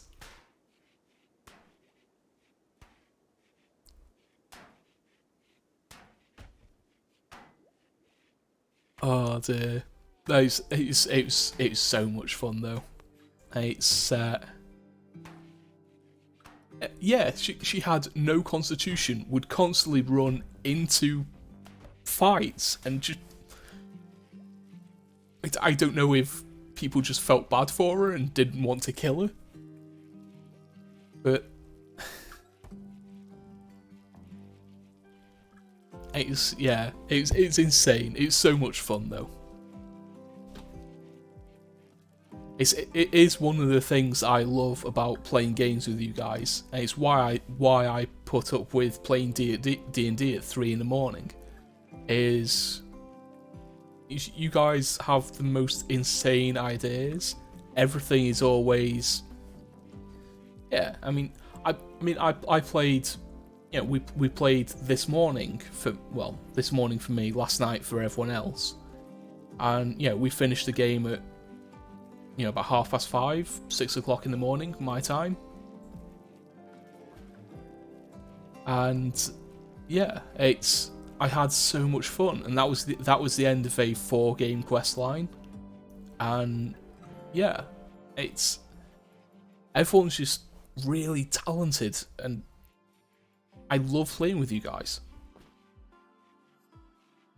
And so I met some of you way back on my first experience of Westmarch server, which turned out to be absolute trash. Run by someone that's absolute trash. But yeah, the people I met there, the best part of it by far. And you know, we've been through what, 4 different servers now. It's just so much fun. what I am going to do is I'm going to snooze that ad.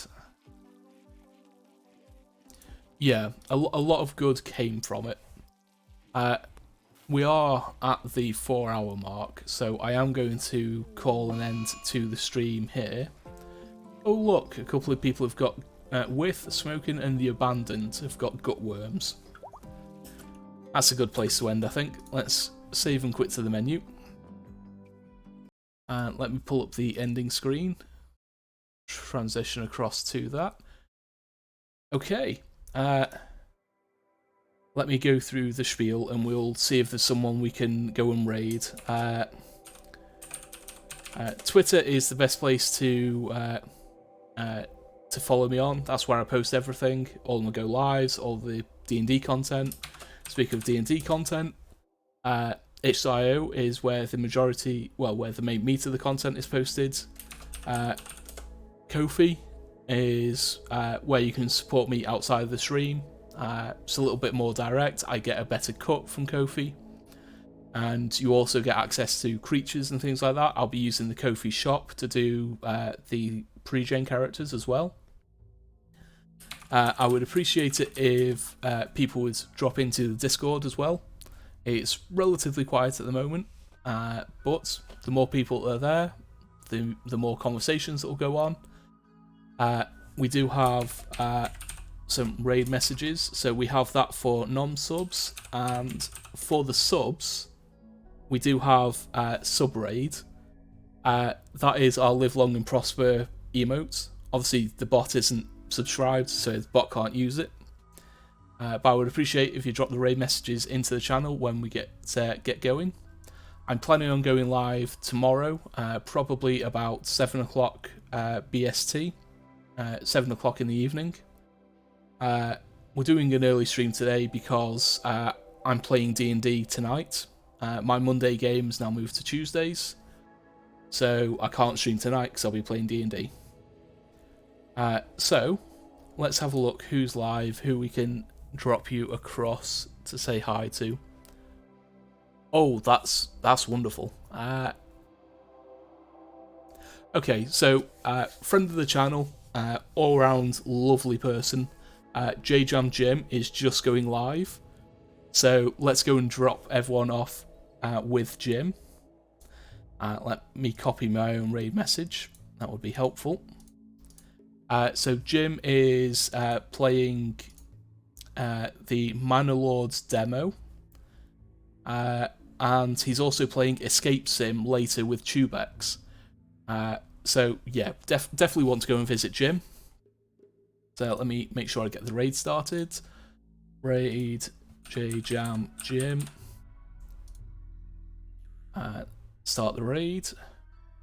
As I said, going live tomorrow about 7 o'clock BST. I'll post that up in Twitter and the Discord as well.